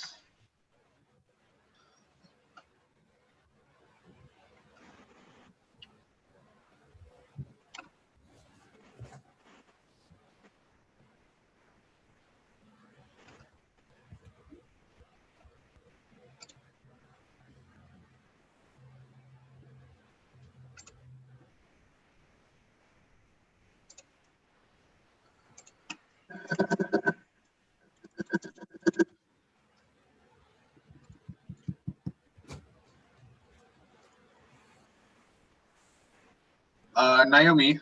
Yes. I'm still seeing the papers. Did you figure out the camera? I'm trying to flip it. No, still? Still yet. Okay, let me try again.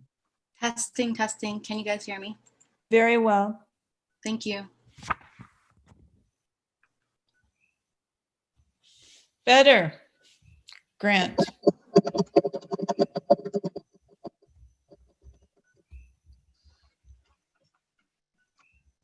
I can't tell if it flipped or not. We're going on in 1 minute. Oh, yeah, we can see you, Naomi. Oh, thank goodness. All right, thank you.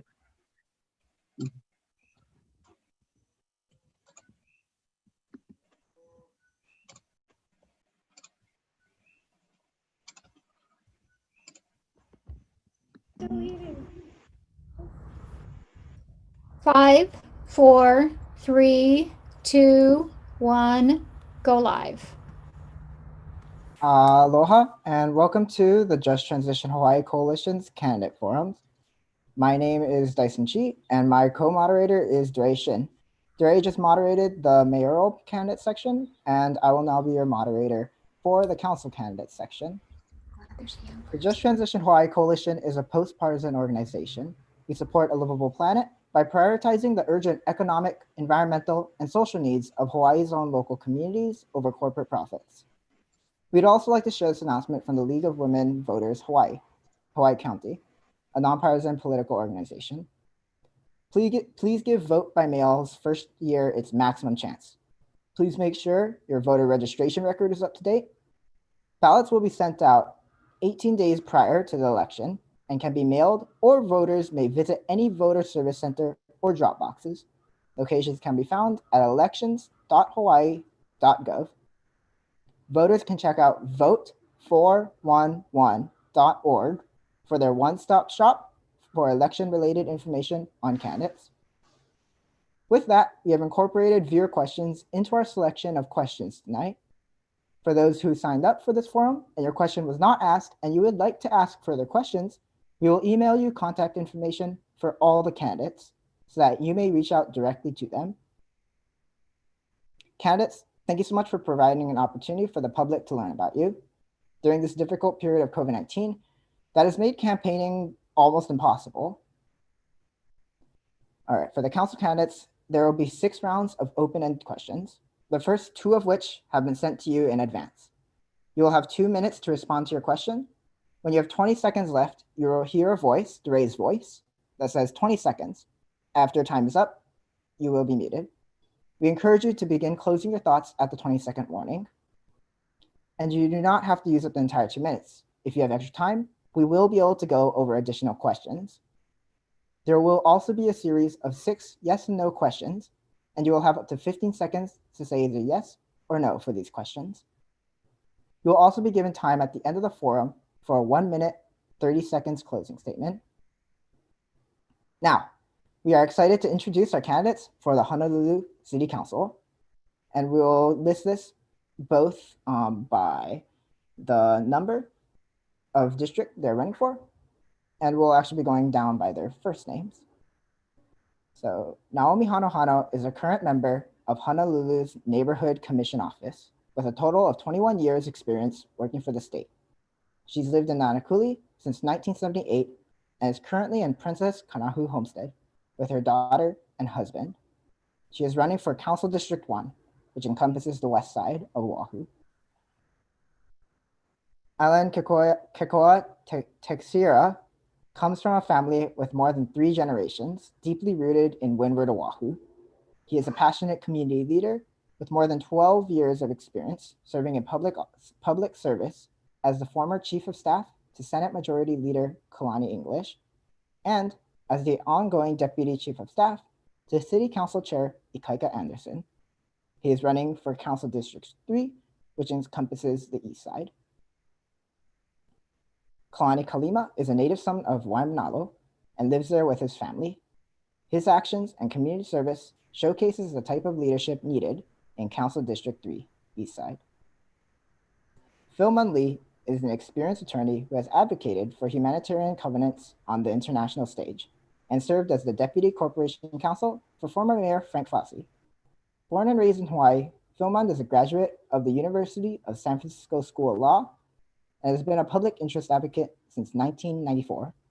He is running for Council District 5, which encompasses Central Honolulu.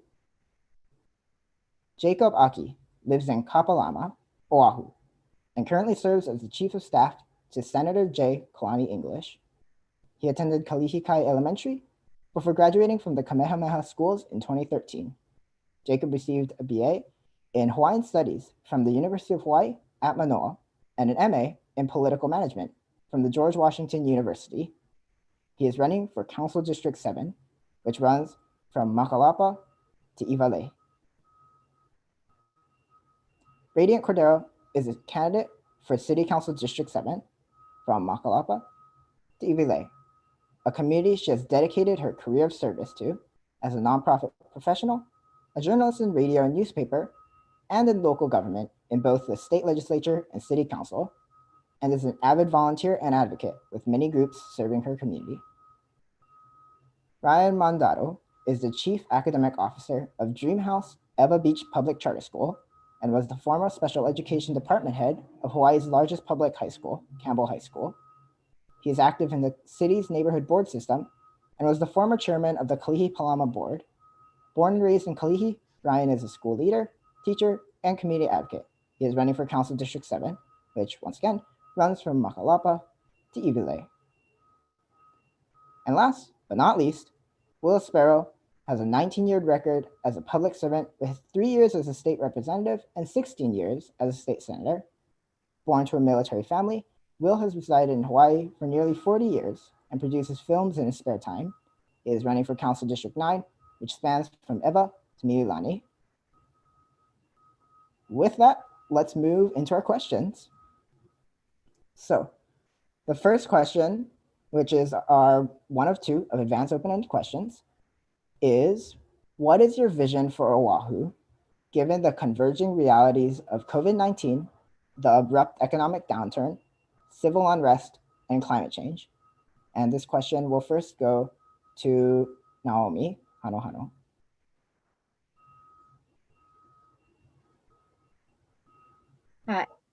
Hi, thank you for allowing me to be part of this forum. And for the question,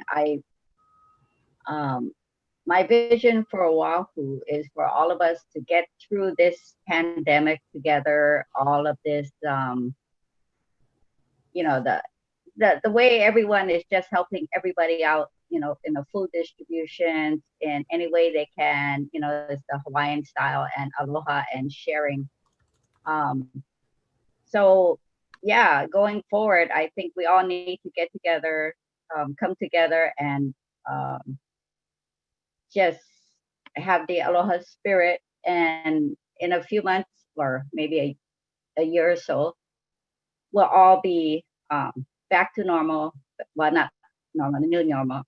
We'll all be back to work and with a healthy kama'aina economy, and a way to welcome tourists just in a little different way. So yes, thank you so much for letting me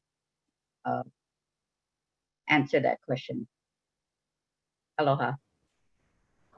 Aloha. Thank you so much for your response, Naomi. We'll next move to Alan.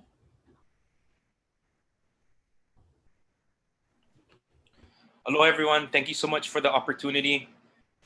As I'm Alan Kikuatek Shera, City Council candidate for Honolulu District 3. My vision for Oahu would be a more resilient and efficient county.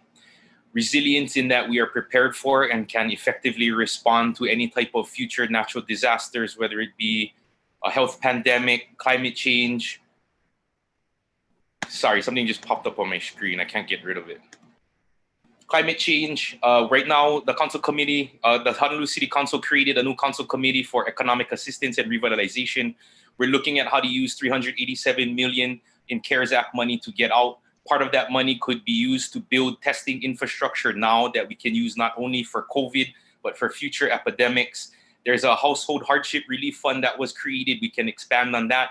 I also feel that we should create some sort of economic assistance fund. We have a hurricane relief fund, a rainy day fund. We need this type of fund where our residents can be able to utilize, that our residents can utilize in times of need. But the biggest thing we need to be resilient for is our economic diversity. As problematic as the epidemic has been, this allows us the opportunity to diversify our economy, whatever it may be. But that is one of the biggest resilience changes we need. And as far as making the government more efficient, by making a more efficient government, we can improve service and response for our residents. There's many ways we can do that, but one way we can look at is workforce development. We have a lot of open positions at the government right now, and we have so many unemployed due to COVID. We should look at some type of workforce development to get them prepared for those positions. But not only that, in times of need, we have an additional manpower resource we can tap into. With a county better prepared, we can provide better service and response time to our residents, as well as additional manpower should we need. Thank you. Mahalo for your response, Alan. Kalani, you're next. Hello, Mike Ako.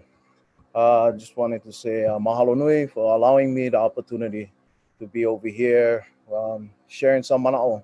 That's it. You know, we're trying to do our best running and trying to help our community. What I see is what's going on inside the communities that we've been servicing is just so many people lining up for food. They need to be fed. We need to work on top of that. We're looking at food sustainability and security. We need to help out our farmers so that they can get their products out at a good rate so that they're not going underneath. And then in turn, help make sure that our local economy within each community is providing those foodstuffs for the community that's involved. We also need to look at, you know, I'm not the only one that was affected by COVID. I got furloughed from Hawaiian Airlines. And, you know, just that alone has been a huge change in how I've been living my life. I've been living my life very meagerly, and I believe I'm not the only one. You know, the people out here are suffering. We got to give them hope, and we got to continue to push living with aloha. That's what's gotten us by all of this time. People volunteering, coming out, you know, sharing their time helping to deliver food. I myself have been doing that for the past several years, and just so happens with COVID, it's actually ramped up all of our efforts. So with Aloha, we can get through this. 20 seconds. Utilizing all of the resources that we have in our own communities, I believe we can get through this. Mahalo nui. Thank you for your response, Kalani. Philman, you're next. And just to reiterate the question, what is your vision for Oahu, given the converging realities of COVID-19, the abrupt economic downturn, civil unrest, and climate change? Hi, thanks for the opportunity to appear on this program. I am Philman Lee. I am a candidate for District Number 5 from Manoa and Palolo. I have been, my vision for Honolulu is that I would like to see the preservation and the protection of the culture, traditions, the lifestyle, and the aloha spirit of the people of Hawaii that is unique only here in Hawaii, where there is a close bond and caring that we have for one another that we don't see in the other states of the United States. As for the climate change, it is a very important issue as the sea rises. In my district, there was a huge controversy regarding the Alawai flood mitigation project, which affected us all that would affect us all the way up in Manoa and Palolo, all the way up the mountains, to create catchments for overflow water that would go down to the Waikiki Alawai Canal. So 20 seconds. Okay. I would like to see a more vibrant and economy with just diversified agriculture and more high-tech industries. Thank you very much. Thank you for your response, Philman. Next, we have Jacob. So take it away, Jacob. Thank you for the question. You know, I think what this COVID-19 pandemic has highlighted is that we have an opportunity. We have an opportunity to re-envision and an opportunity to reimagine the Hawaii that we want for ourselves, but more importantly for our children. What the pandemic has highlighted is that we have a need to improve government operations. We have a need to improve government and technology infrastructure. We have a stronger need to diversify our economy, and we have a need to better manage how we do tourism. From my perspective, you know, this is an opportunity for us, not just as government, but for us as individuals to really take a step back and to reanalyze ourselves and the way we do things. What this pandemic has highlighted is that tourism, although it's the pillar of our economy, we have to diversify into other fields that are more resilient. I think we have an opportunity to expand on agriculture, an opportunity to lessen our dependency on outside resources for food and other needs. So for me, really, my vision is us making the future that we want for ourselves, because it's very rare that we have an opportunity to pretty much hit the reset button.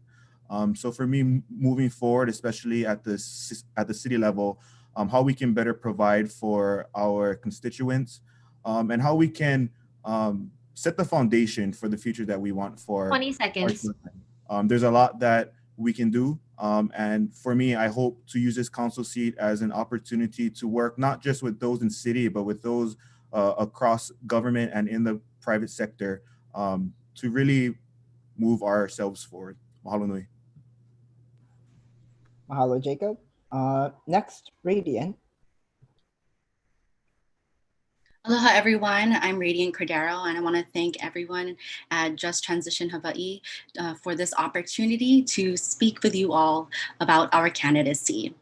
So for the question on what our vision is for COVID-19 and response to the COVID-19 recovery is that we need to recognize our goals, that we make sure that they are for and of the people, and we need to build on that.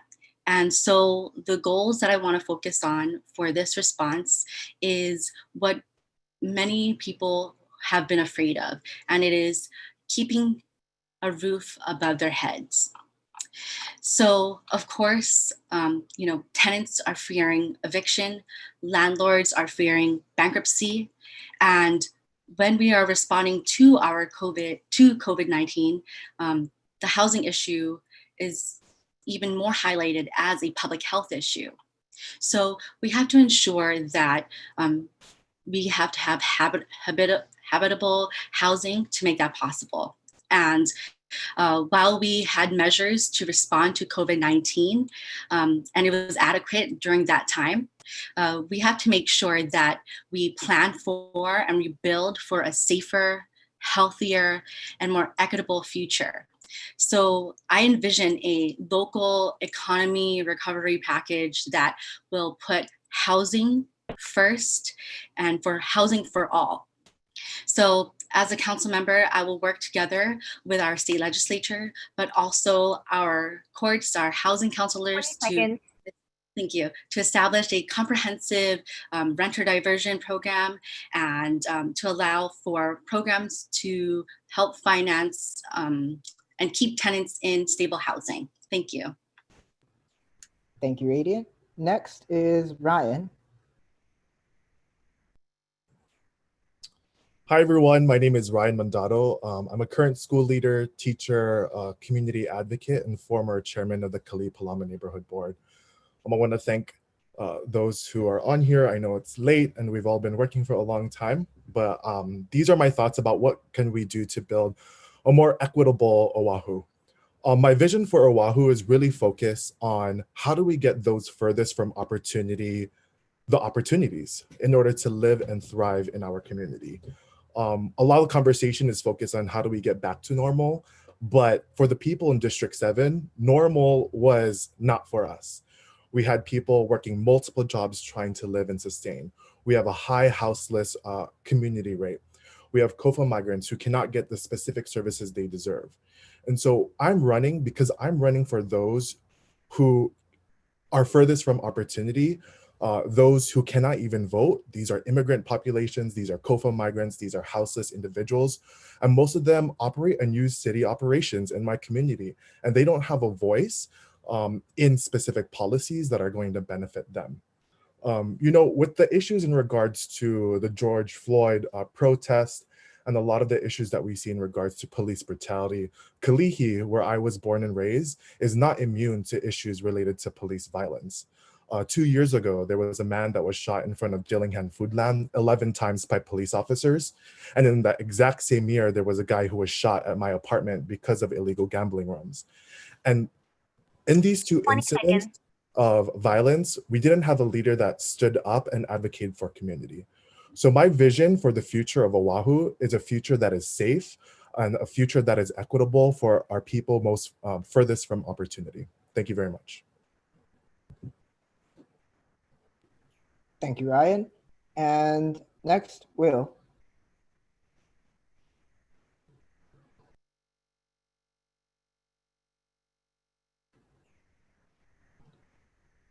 Will, there we go.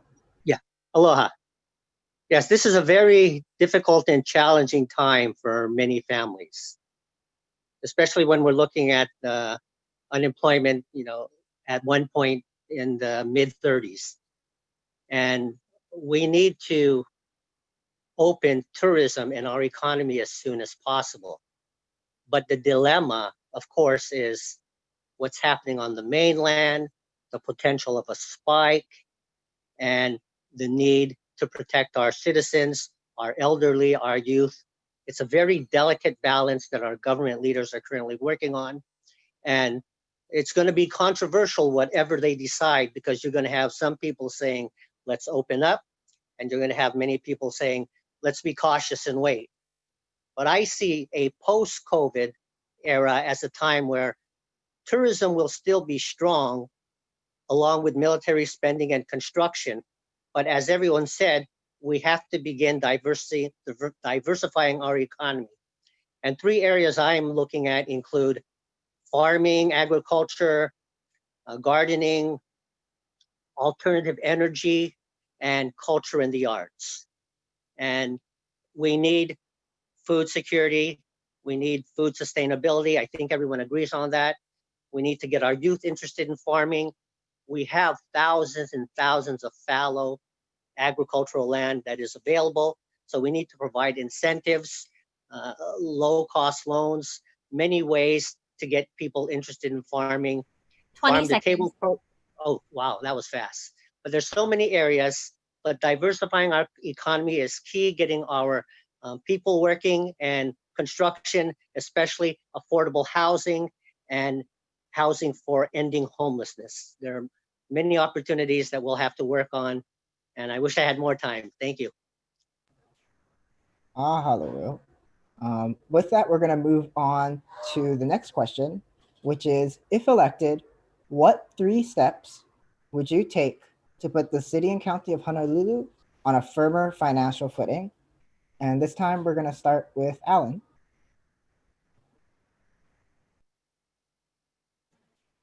Mahalo nui for that question.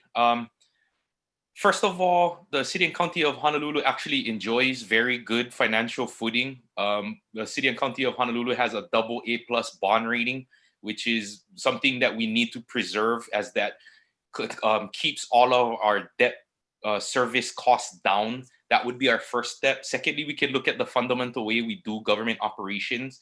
The current pandemic has shown us that telework from a government operation standpoint is possible.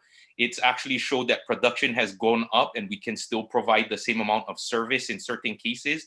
So that's another way we can keep our cost savings down by not having to spend money on office facilities, equipment, parking. Lastly, I think we should expand our social safety net by taking care of our residents, by providing these types of service. That's the best approach to remaining fiscally stable, as our main revenue stream is derived from real property taxes, which no matter what isn't going to really fluctuate like the state's economy due to tourism. If we advance the social safety net for our residents, we can do things like advancing a living wage, creation of an economic assistance fund, like I mentioned earlier. We can increase paid family leave and expanded health benefits. Additionally, I think we should expand COVID testing now so that our local families are protected during the reopening process and from future epidemics. So basically, keeping our bond rating, preserving our bond rating, looking at how we fundamentally do business to incorporate telework, as well as expanding our social safety net, will keep our county fiscally stable and increase the livelihood of our residents at the same time. Mahalo nui. Thanks. Mahalo. And next is Kalani.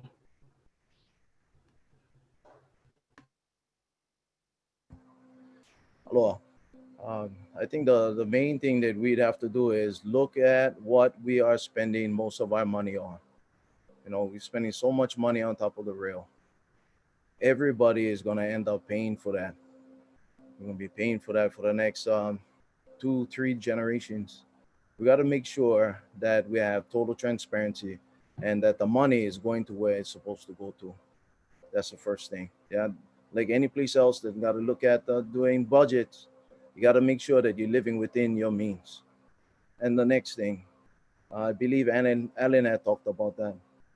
Looking at property taxes, making sure it's going where it's supposed to be going, making sure that we're getting the services that we're supposed to be getting. When we're looking at those different things, we need to make sure that we can trust that our council people, our councilmen and women, are utilizing those to service us as the best as they can. I believe that we can look at not just that, but agriculture also. So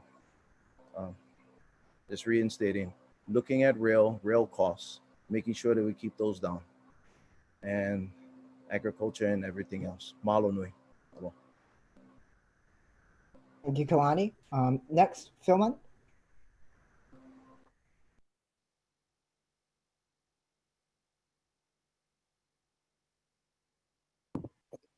Hello, hi.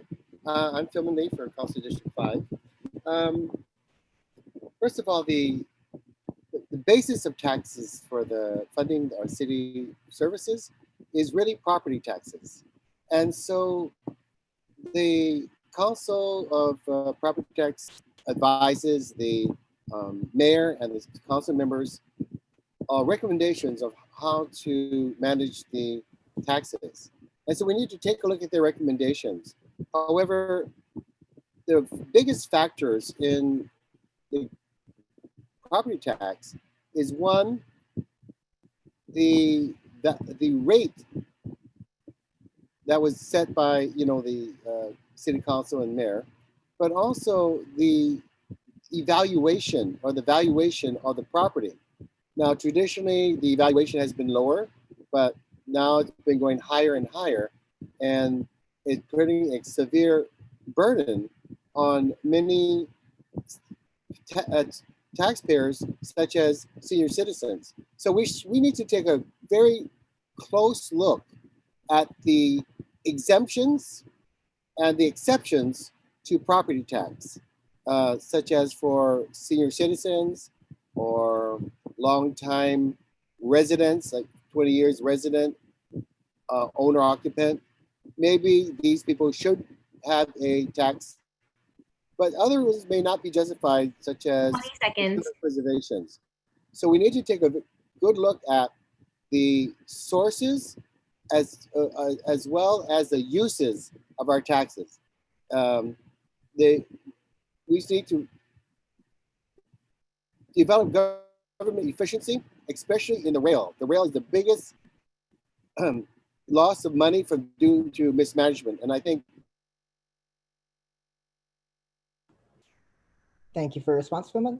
Next, Jacob, and right before I go in, I'll reiterate the question. So, if elected, what 3 steps would you take to put the city and county of Honolulu on a firmer financial footing? Thank you for the question. I think one of the first things that we would have to do, and it's something that the council has already done, is to really look internally across the various county departments, is to figure out where we can cut some of the extra fat from, is where can we reduce expenditures to help us save.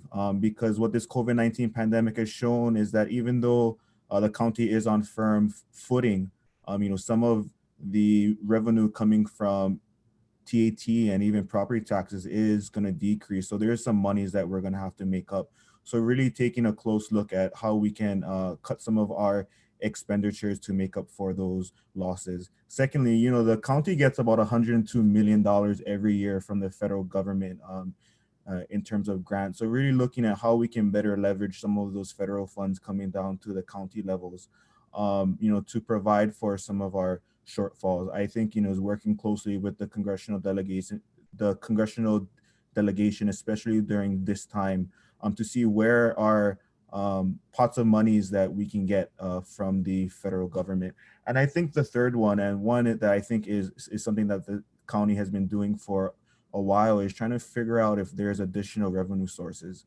I think this is something that's important, especially now, to figure out how we can get more sources of funding to cover city expenses. So really working closely with the legislature to see if there are revenue sources that we can pull from. Some of the topics that I've been talking to with some of our legislators is, legalizing marijuana.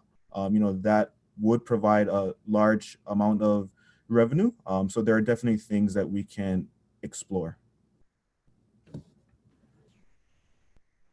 Thank you, Jacob. And next, Radia.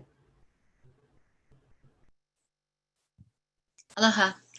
So if elected, the 3 steps that I would take to move forward for the City and County of Honolulu on a firmer financial footing is to first dive deep into our budget and budgeting process, which we just adopted. I've had the opportunity to work on our city budget, and if elected, I will be able to really work with the rest of my colleagues to further analyze where we can be even more efficient with our spending, whether it be through merging related programs or services, or reappropriating positions and prioritizing areas that is needed for our recovery, for our economy to recover. And really taking just a hard look at our current property taxes and seeing what opportunities or current revenues that can either be updated, and also where we can find ways to partner with either the state and federal government, but also our local nonprofits to really help put money back into our hardworking residents and neighbors.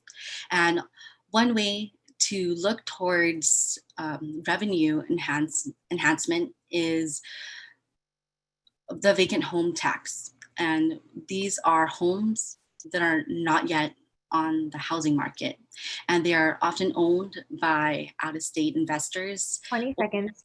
Thank you. On a vacant home tax. Number two would be to diversify our economy through green energy and green jobs, especially supporting our local agriculture to be more resilient, but also supporting our local companies that rely on outside economies. Also to make. Thank you for your answer, Radiant. Next, Ryan. Thank you. When I think about this question, it's really interesting because I'm thinking about who is this question for? Are we talking about the average worker? Are we talking about rich people? Are we talking about houseless people on the street? Or just overall, what is the role that the city and county needs to play in regards to providing money and revenue resources to fund those furthest from opportunity? And so when I think about this question, I'm thinking about how can we develop different revenue sources to ensure that we diversify our economy, just like what everyone says, but in specific industries that are going to benefit the people and the working people in Hawaii. The first thing that I think we need to do is relook property taxes on real investment properties worth over $1 million for those who bought a second home worth over $1 million, and those who are foreign investors who are not paying a certain or a higher rate of property taxes. I think this is untapped money and potential that we can have as a council to look at to increase those property taxes for foreign investors, so we can use that money to allocate it and spread it into our communities. We need to invest in agriculture, provide jobs in agriculture. We talked about food security and green projects.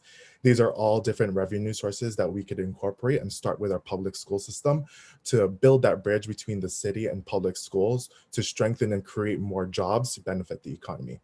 We need to invest in public health. With the COVID-19 crisis, we see the tragic incidents of people dying because of this. Right, we have a great medical school that could invest in public health initiatives. It can really put us on the forefront. And we're already at the forefront because we're in the Pacific. And lastly, we need to invest in our current workforce, get the shovel-ready projects underway, and so we can start getting people working. And as a strong union supporter, this is what I truly believe in. Thank you. Thank you for your answer, Ryan. Will, you're next. Thank you. Yes, Alan mentioned about our bond rating, and that's critical for the city and county of Honolulu. And with the COVID-19 now, we need to make certain that our bond rating is not hurt or it's going to need some assistance. But understanding the budget, looking at expenses, looking at projections is key to get a full understanding and being on a sound financial standing as well. Plus, I would like to talk with the government agencies and people within the government to see how we can become more efficient and be a better city and county of Honolulu, and speak with the Chamber of Commerce's and businesses out there on what do you need the city and county to do to get businesses open and get people working. Getting individuals working is going to be key for the first 6 to 12 months of a council. And finally, I want to look at the construction projects currently within the city and county of Honolulu, because those are directly within our control. And if we need to pave roads, fix drains, fix buildings, whatever the case may be, we need to make certain that government is spending dollars that it has in order to put funding and dollars into our economy, paying our workers, our construction workers, and everyone involved in stimulating the economy. Thank you. Thank you for your answer, Will. And Naomi, you're next.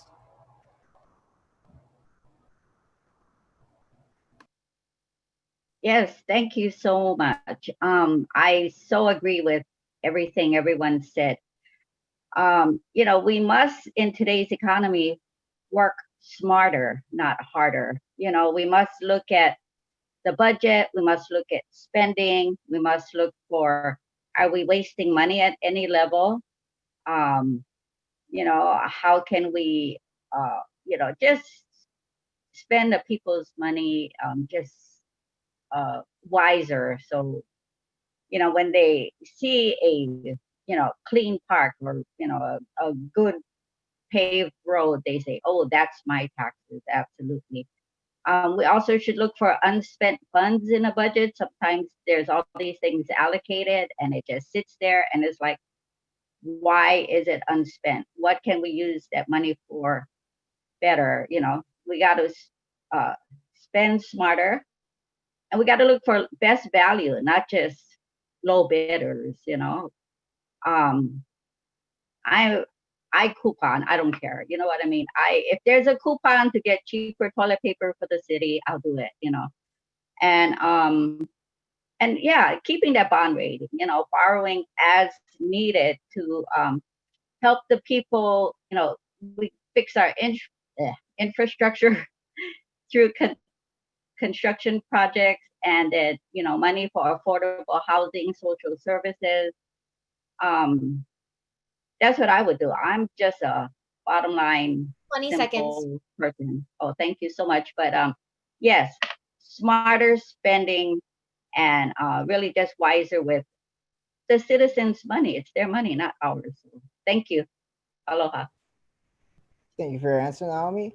And with that, we're done with the advanced open-ended questions. Now we're going to move into the next round of open-ended questions, which were not sent to you. And so the first of these questions, you'll still have 2 minutes to answer these, and Ray will also continue to give you the 20-second warning.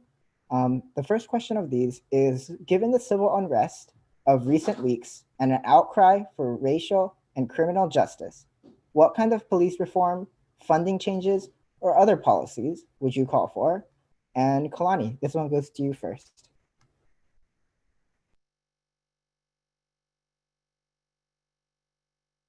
Oh, Kalani, I believe you're muted. Okay, I'm a man for one Manala and proud to represent my community. I have to admit, though, my community gets a bad rap for being vocal and difficult, not being violent and filled with drugs. So it goes back to Pilahi, Paki, and going back to having aloha for one another. Now, we got the spirit of aloha law that they utilize only in times like this when they're wanting to discipline police officers. But is it really working? Is it really working? We gotta make sure that they're safe.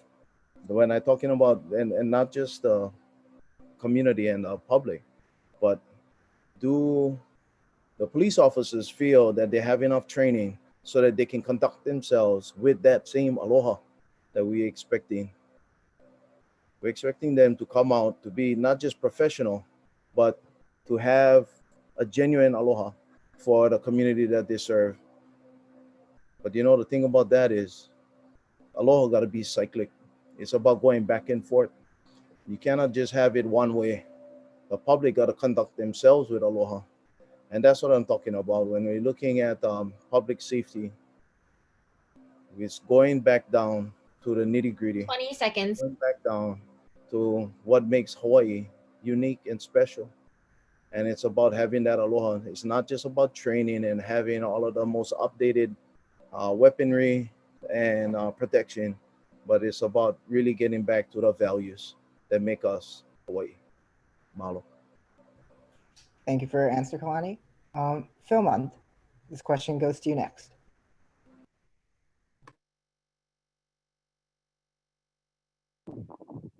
Hi, I'm Philman Lee, Council District 5 candidate.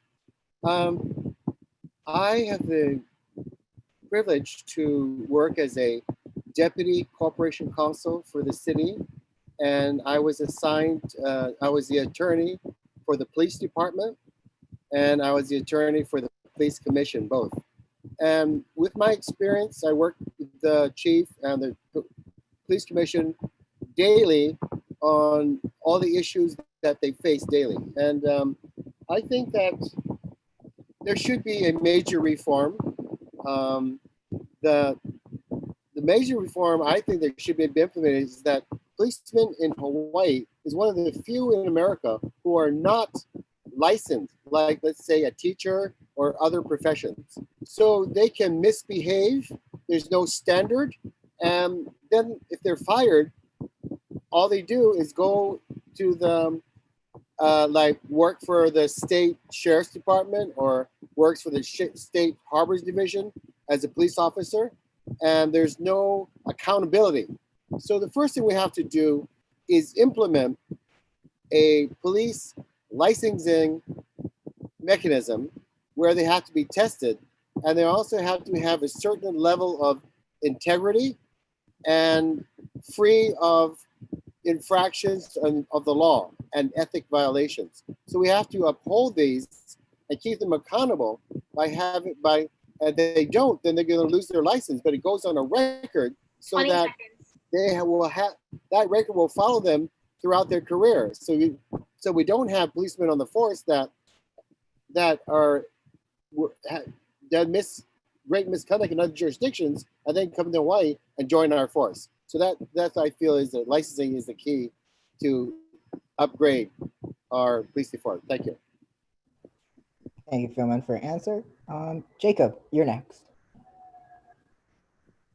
Thanks.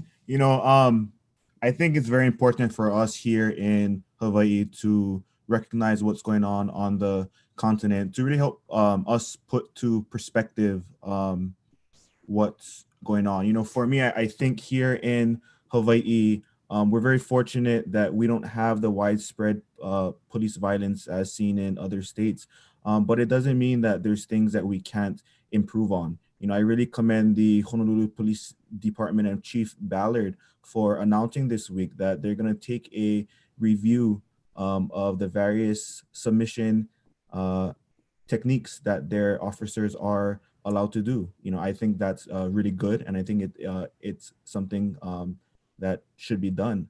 I also think that it's important for us to ensure, though, that our police department has funding. I'm friends with many police officers, and they share that on the, for example, on the west side, there were only 18 police officers on call for a shift, while there were over 150 calls for services. I think that shows that our police department has been severely underfunded, but I'm very glad that in the most recent budget that the city council is working to ensure that our police officers have the resources needed, because they are the ones who are on the front lines protecting our families each and every day. But given the widespread protest that has been going on, I believe that protest sparks legislative action, and I'm very happy to see that the state legislature is considering a House bill that looks to hold police officers accountable. So I think this protest has sparked a lot of good action, and we should keep moving forward. Thank you. Mahalo for your answer, Jacob. Next is Radiant, and I'll reiterate the question. Given the civil unrest of recent weeks and an outcry for racial and criminal justice, what kind of police reform, funding changes, or other policies would you call for? Go ahead, Radiant. Thank you, Dyson.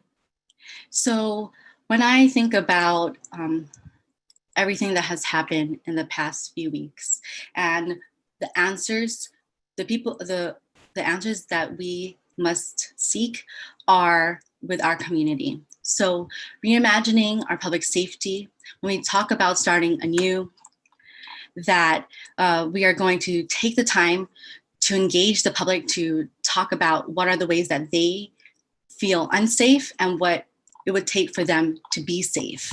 And also we have to look at the roots of the issues that we are having our police officers respond to, and about whether we should be investing in our officers to be responding to such situations. And I would like to work, my social workers or others, especially trained in crisis intervention, prove a better fit along with our officers to be responding with our officers.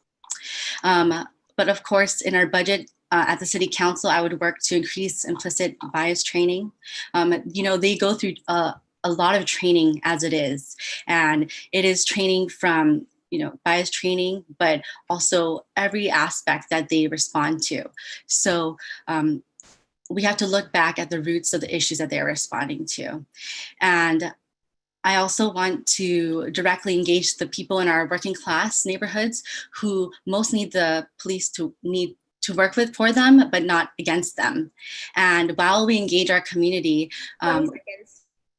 we are allowing for these communities which are directly affected by the conduct and credibility of HPD. We have seen partnerships of HPD along with our community flourish through our community policing.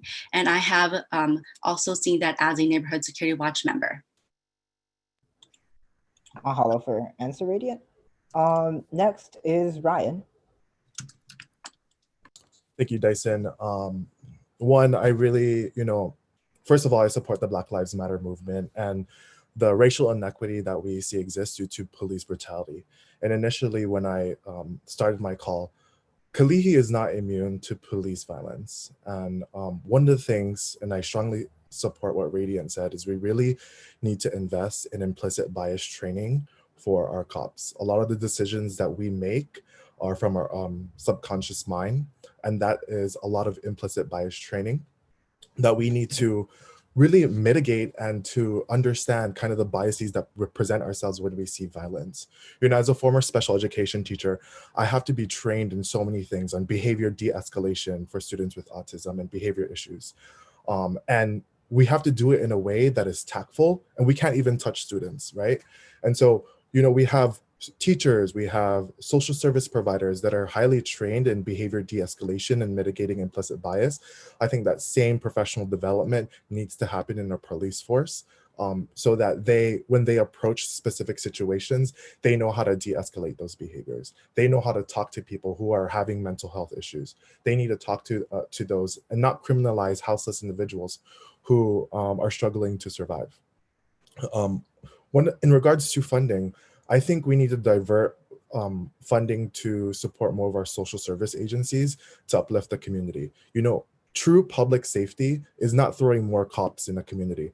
True public safety is throwing more resources into social service agencies so that people get on their feet and can get out of poverty. And that is something that I strongly believe in. And I believe that if we continue to elevate our individual people, that we're going to need less cops. And that we're going to 20 seconds. Really thrive in that environment. And also I want to build partnerships with police officers to ensure that we make their job easier and have them advocate for what they need. Thank you. Mahalo, Ryan. Next, Will.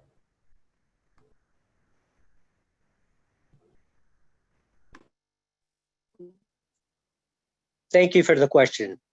I was the Senate chairman of the Public Safety, Intergovernmental, and Military Affairs Committee for about 9 years. And I was intimately involved in criminal justice reform and police reform.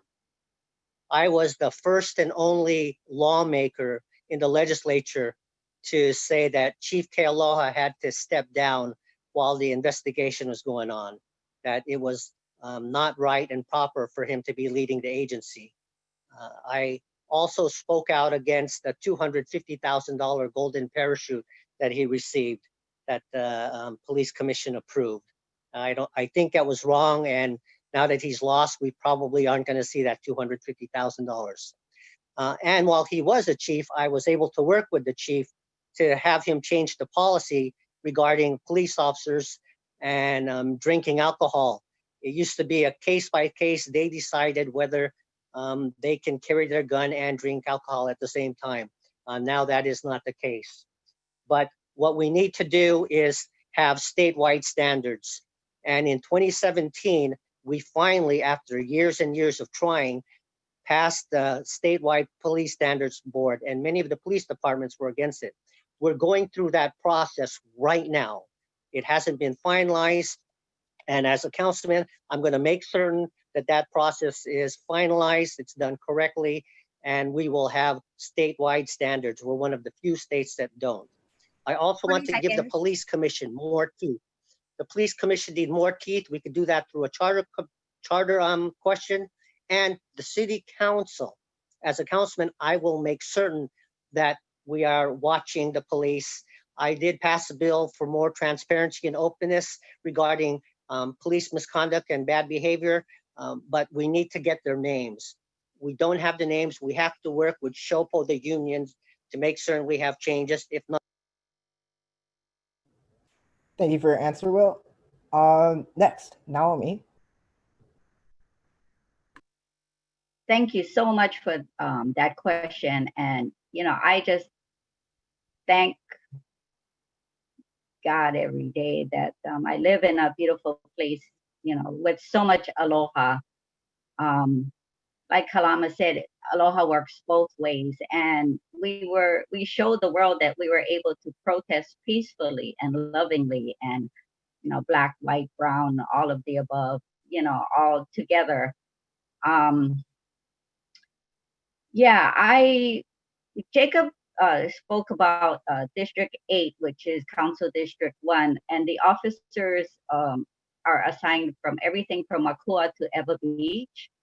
So it's a tough district, and honestly, I feel like, well, in my case, they might consider a District 9, which would just take care of the leeward coast, but you know, that's to be seen.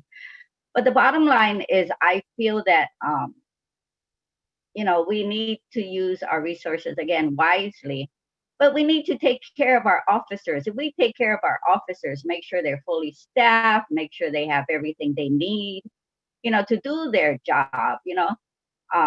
So when they're out in the public and if something happens, they have everything they need, you know. So we need to take care of them so they can take care of us. You know, I know they have, you know, counselors on staff, and, you know, we need to ask them, what can we do for you to help you do your job better? You know, so you're just ready to get out there every day and serve the public. Oh, thank you so much. Sorry about that. So yeah, that's the bottom line, you know, and I totally admire every police officer. I know it's tough to be an officer, because my office is across from HPD recruiting. Of the hundreds of guys that go to take the test, not too many get through. So they are the best of the best. Thank you for your answer, Naomi. And Alan. Aloha. First of all, we just have to admit Honolulu Police Department is one of the best trained in the nation. One of the reasons why we cannot fill all the vacancies is a lot of them are poached by other states because our training is so high. The other thing we must remember is we're very fortunate here in Hawaii that we didn't have those types of events on the states, because we're a melting pot with so many diverse cultures and we can all get along, like what Kalani said with Aloha. But I really think we need to look at how HPD interacts with the community or people in general. I think if we were to expand programs like the body cams that we started but never really completed, I think if we had that type of accountability with HPD when they're dealing with the general public, that would provide accountability that they wouldn't be able to do those types of things anymore. We also need to, I agree with Senator Espero, put more teeth in the police commission. We need to give a better route for the public to set grievances against HPD. Right now, it's a very convoluted process where you have to go through the police commission, and the actual action rate is very low on against HPD.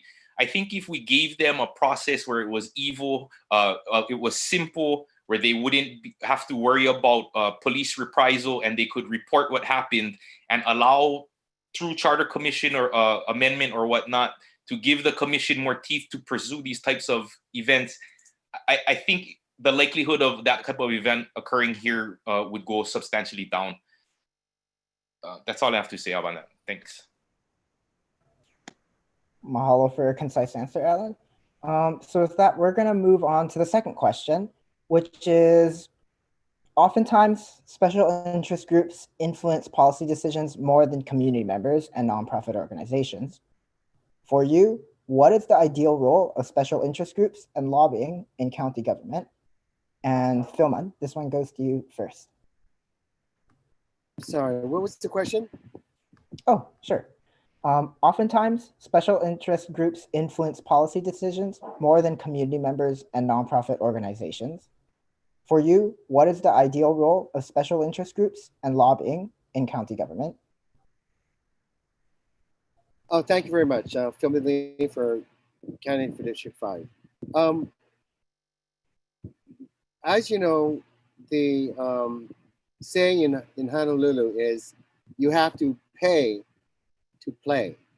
And what it means is that there is the undue influence of the mega buck special interest groups that have basically bought our politicians and have basically ignored the pleas of the public. One thing you can see is that the people don't have really much faith in our government and our leaders. One indication of that is the extremely low voter turnout. I think it was like 21% or something. And so you have a very small fraction of the population choosing our leaders. But when you have Supreme Court cases like that allows the megabuck PACs to have unlimited amount of money for a candidate, then the candidates, like most of us here who are not like millionaires, have to struggle to overcome the influence of the megabuck special interest groups that have drowned out the voice of the average voter, that is citizens like you and I. Thank you. Mahalo, Philman. Jacob, you're next. Sorry, can you repeat the question again? Of course. Oftentimes, special interest groups influence policy decisions more than community members and nonprofit organizations. For you, what is the ideal role of special interest groups and lobbying in county government? Sure. I think for me, if I do have the opportunity to serve on the council, is that everyone's voices is equal. I do understand that there are special interest groups who, may want to use money and influence, to influence me to vote or to advocate for a certain issue. But I think first and foremost, for me, my main priority is to the voters who elected me. But understanding that, especially as candidates, it's very unfortunate that, to have a shot that you have to raise a certain amount of money. And for me as a candidate, I've made sure that whether you gave me $25, whether you gave me $2,000, that as a member of the city council, I'm not a rubber stamp. I won't vote the way you want me to vote just because you gave me money. Is that I am an independent thinker.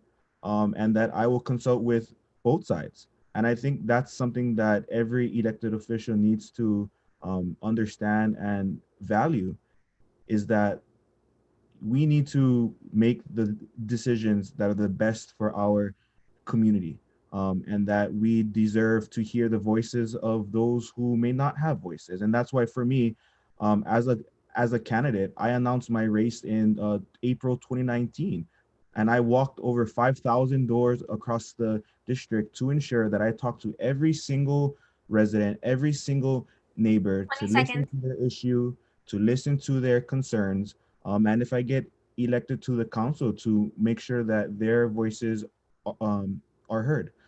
So it's a delicate topic, but I believe that as elected officials, we need to be independent thinkers and do what's best for our district. Thank you. Mahalo, Jacob, for your answer. Next, Radiant. Aloha. Thank you.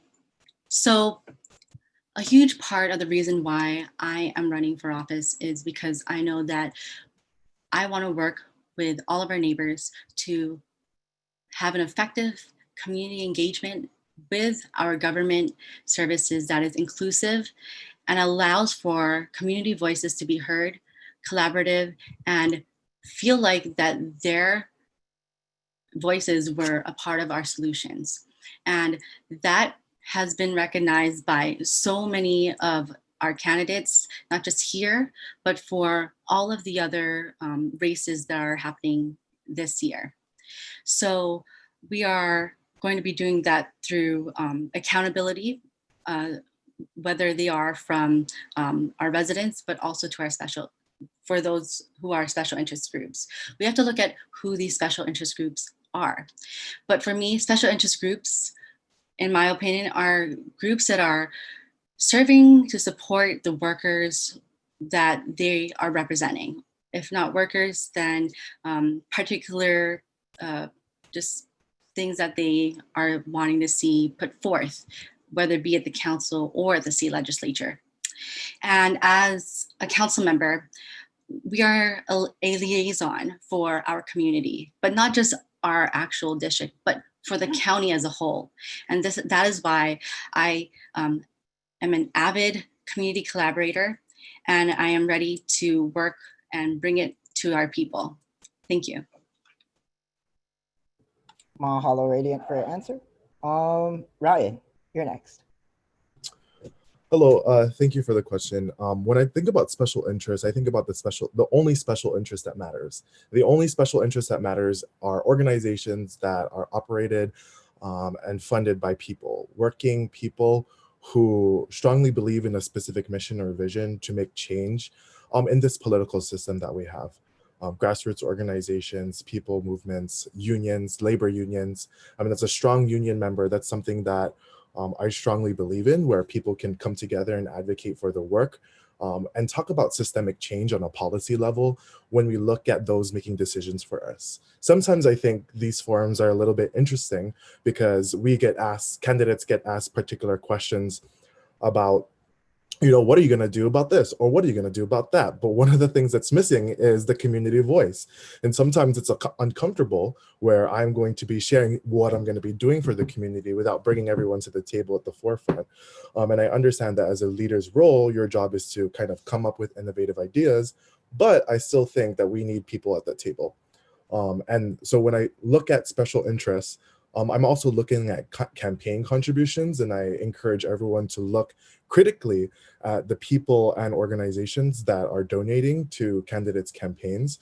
I'm a product of the teacher movement. A lot of my campaign contributors are working teachers who we know are the bedrock of our communities. And so when we talk about special interests, I really want us to be critical of who are funding our campaigns. And looking at previous campaign donations in the city council, I think it's crazy how people are getting $300,000 to run for a city council race just on Oahu. So let's stay critical of that. Let's question people who take in that amount of money, and let's serve the people. Mahalo, Ryan, for your answer. Next, Will.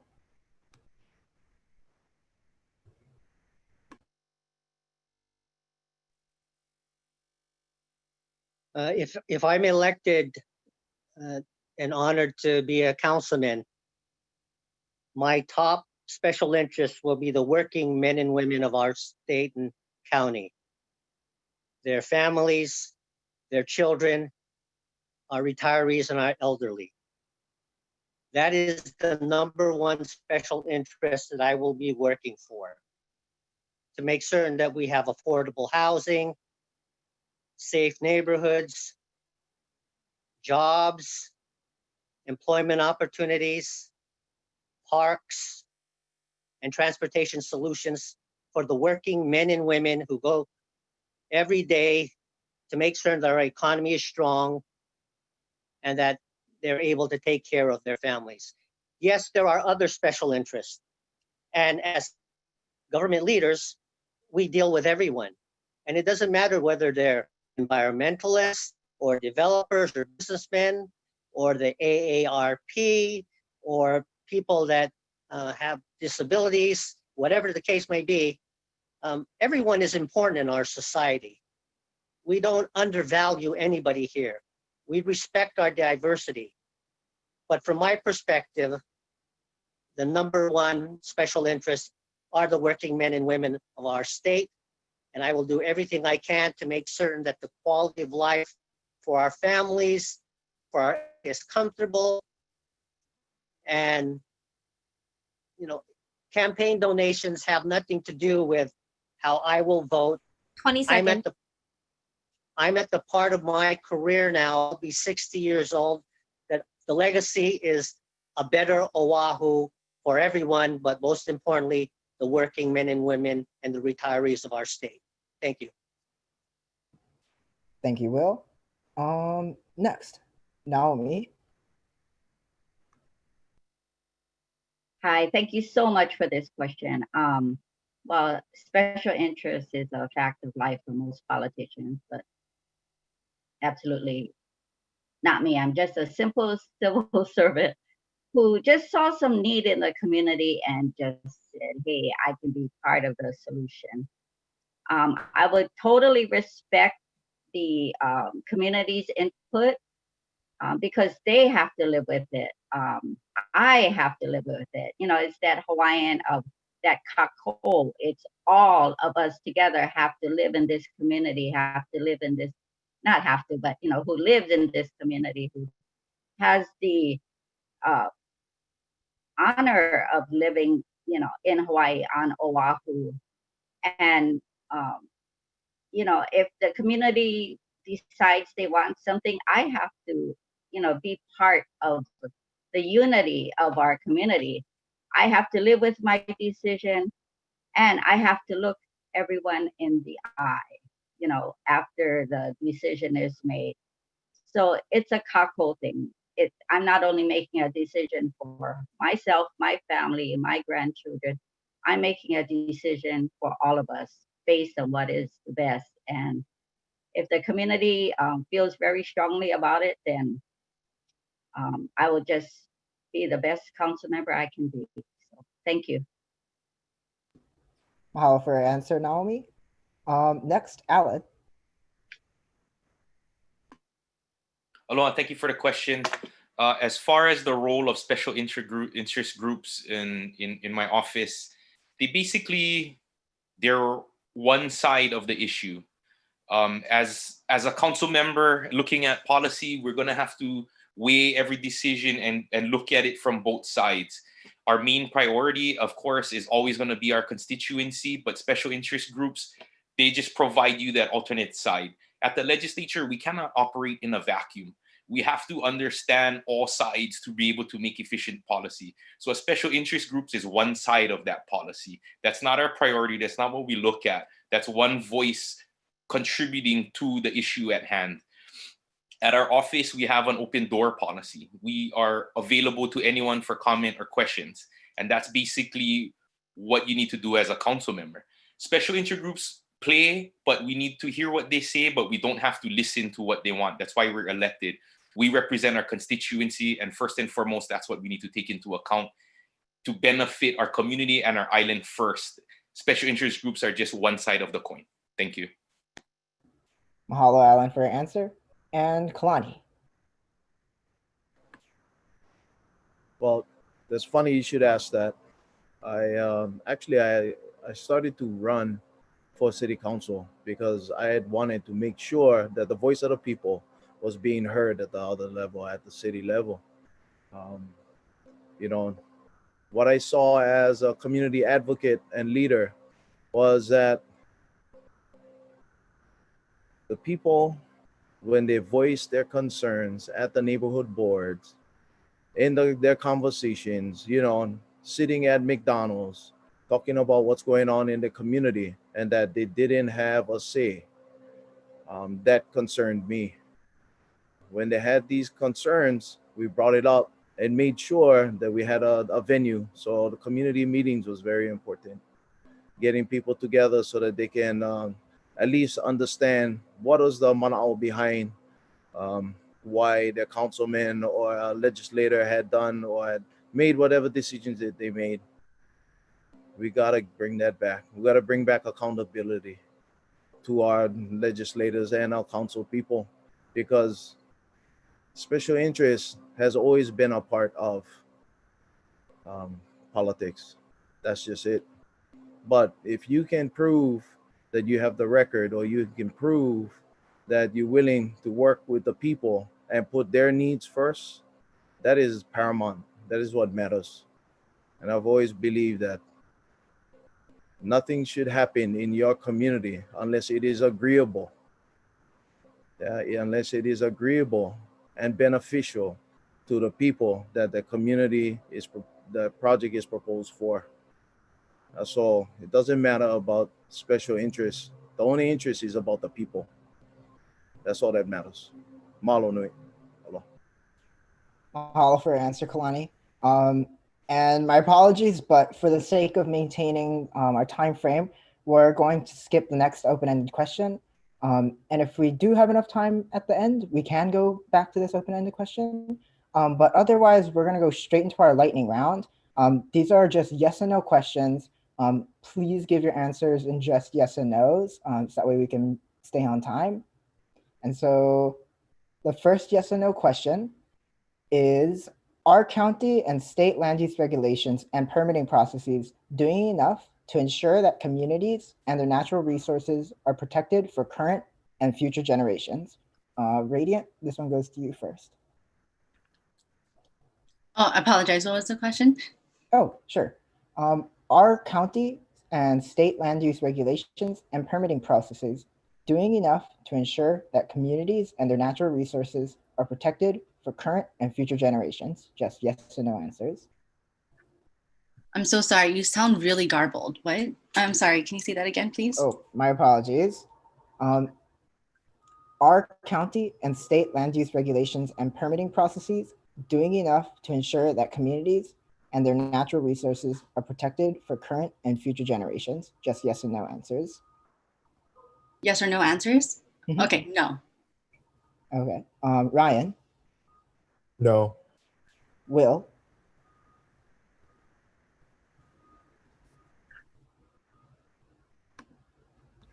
No. Okay. Naomi?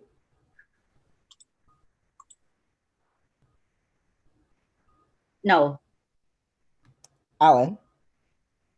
No. Kalani? Not natural, not even cultural resources. Aole, no. Philmont?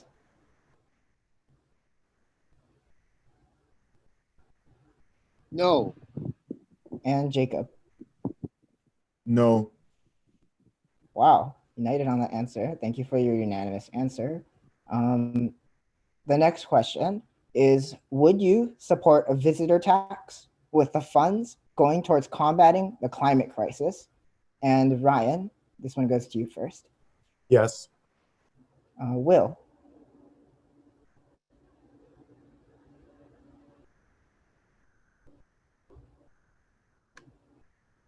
Will? Yes. Okay. Naomi? Yes. Alan? Yes. Kalani? Yes.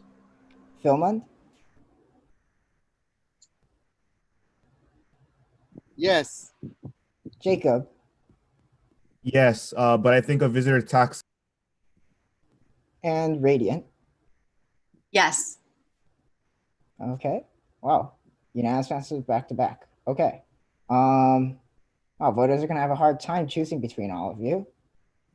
Okay. So the third question is, despite the global pandemic, the Rim of the Pacific exercises are scheduled to take place as an at-sea only event in August.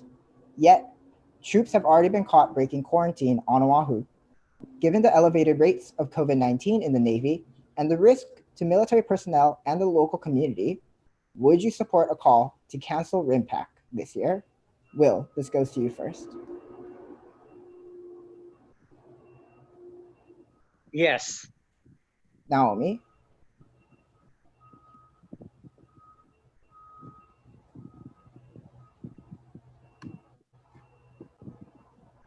Naomi, Yes. Alan, Yes. Kalani, Yes. Philmond,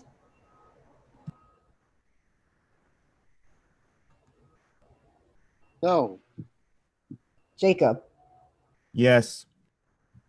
Radiant, Yes. and Ryan. Yes. Okay. And then the fourth one is Hawaii has the largest unemployment rate in any state, and people can no longer pay mortgages or rent. Additionally, homelessness is a growing crisis on our island. Does every person in Hawaii deserve housing, even if they cannot pay for it? And this goes to you first, Naomi. Oh goodness. Housing. That's a tough one.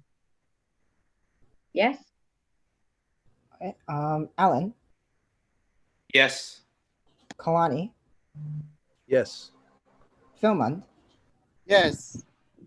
Jacob, Yes. Radiant, Yes.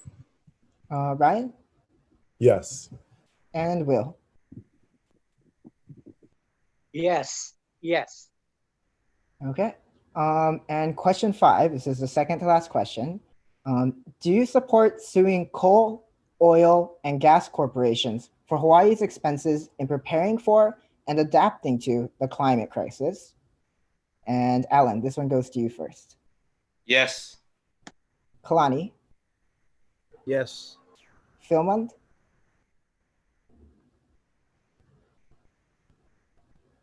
sorry, Philmond, I think you're muted.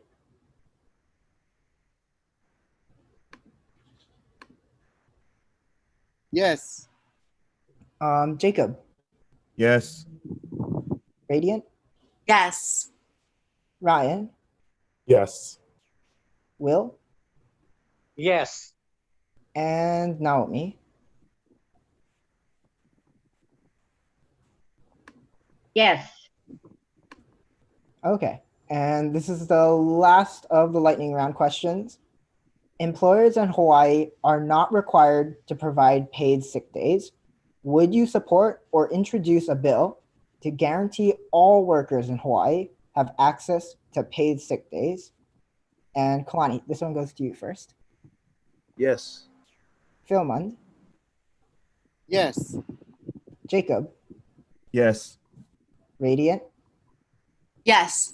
Ryan, Yes. Will, Yes. Naomi, Yes. and Alan. Yes. Wow, you're all making it hard for voters to choose which one of you they want to vote for. Okay, so with this, we're going to move into your closing statements. And as I said earlier, if there is extra time after you're all done with your closing statements, then we may go into our open-ended question, which we had to skip earlier. So for the closing statements, you will have 1 minute, 30 seconds. We do ask that you, when DeRay gives a 20-second warning, that you wrap up your thoughts. And with that, Philman, this goes to you first. Hi, well, I'm Phil Lee. I have done humanitarian law and human rights. I was a graduate of the University of San Francisco Juris Doctor and MBA degrees.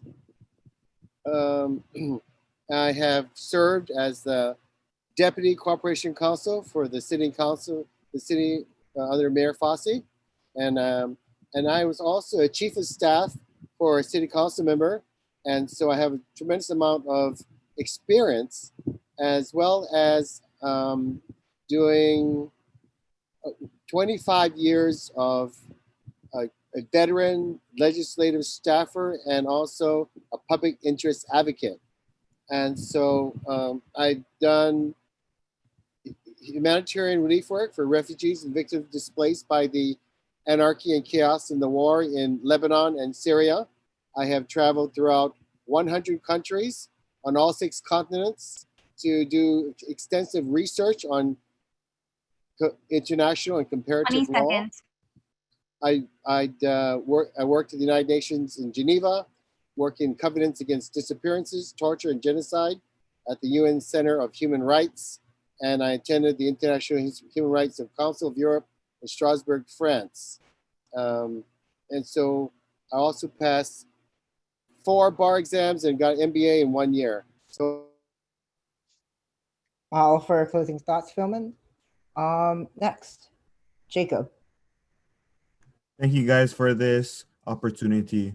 For me, as someone who was born and raised in public housing, my family has lived in our district for over 100 years. As someone who comes from a humble background, I truly understand the issues that many of our residents are going through, especially during this time.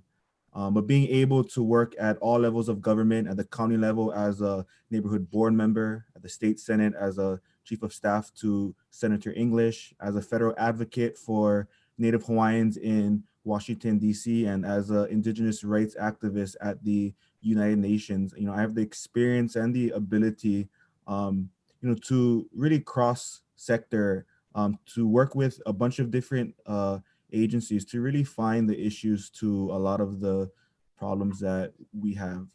I believe that the next 4 to 8 years is going to be the most crucial, and the decisions we make today is going to have an impact not just on us, but for our future generations.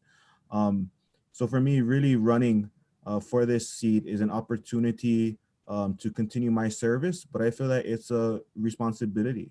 20 Given everything seconds. that's going on, I think we have an opportunity to elect leaders who will be moving our county forward. And I look forward to just the chance to continue my service to this community as well as to our state. Mahalo nui loa. Mahalo, Jacob. Radiant. Aloha, I want to thank Dyson and DeRay for this and the rest of the Just Transition Hawaii Coalition for this opportunity.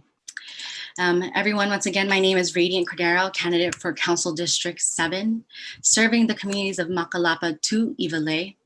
I am the daughter of immigrants. My dad grew up in Kahului, Maui, while my mom in Kalihi. And while growing up, although our family was small, this allowed a great opportunity to build community. And that is why I'm running. And that is why I have served my community, not just in local government at the state legislature and at the city council, but also in nonprofits, in Keiki leadership development, and representing persons with disabilities and their job employments, as well as journalists in local newspaper and its radio and multimedia programs. I'm running because I want to hui all of us together to create and support and build communities, just as those values were in 20 seconds. in me. And for residents of all incomes, ages, and races and ethnicities to participate and benefit from living in a connected, healthy, and vibrant places. Mahalo for your time. Mahalo for that closing statement, Radiant. Ryan. Thank you to all the listeners for viewing today. Once again, my name is Ryan Mandato. I'm a school leader, a teacher, community advocate, and former chairman of the Kalihi Palama Neighborhood Board. I'm running because The issues that affect the Kalihi community have existed for years, and we need a leader to stand up and to do something about it. At 15, my house was raided for drugs. It was the largest drug bust in the state of Hawaii at that time. And at 25, a guy was shot at the bottom of my apartment. And you would think after a span of 10 years that things would change, but things have not changed. And so we need leaders in political office that are going to address the trauma that exists in the Kalihi community for so long. I want to advocate for safe communities and safe livelihoods. We need all communities to ensure that our children are not afraid of being shot at night. We need communities where our children are not afraid of being evicted from their homes and have a roof over their head. And we need to advocate for those furthest from opportunity. We also need to advocate for our planet, for our environment. We know that low-income communities are drastically impacted by climate change. So once again, my name is Ryan Mandado, and we need to advocate for those furthest from opportunity. Thank you very much. Thank you for your closing statements, Ryan. Will, closing statement is yours. Thank you, Just Transition Hawaii, for this forum. I'm Will Sparrow, running for City Council District 9. I've been fortunate to work under Mayor Frank Fossey in charge of Oahu's neighborhood boards for 8 years. He hired me when I was 26 years old. I also served as an general manager of the Ewa Gentry Community Association and 19 years in the legislature, where I had a very successful career. Public service is in my heart and soul. And now I want to give back, because the city and county has many complex and challenging issues, and experience is going to be very important in dealing with these problems. Having someone with experience, knowledge, know-how, history will help in solving our problems. And I ask you, anyone watching, to please visit willasparrow.com to learn more about my candidacy. But we can change the world together for the better. And we can make a sustainable Hawaii for ourselves, for our future generations. So get out to vote. It's a mail election. And tell all your friends and relatives that they need to be active, engaged, and involved, because it's all about your future, our future together. Thank you. Mahalo, Will, and for the closing statement. And it just as a reminder to everyone, it is a mail-in election. Next, Naomi. Yes, thank you so much for giving me the opportunity to participate in this forum.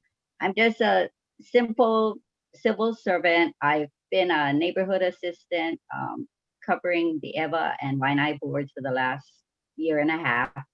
I know the issues, this is a very challenging district, absolutely.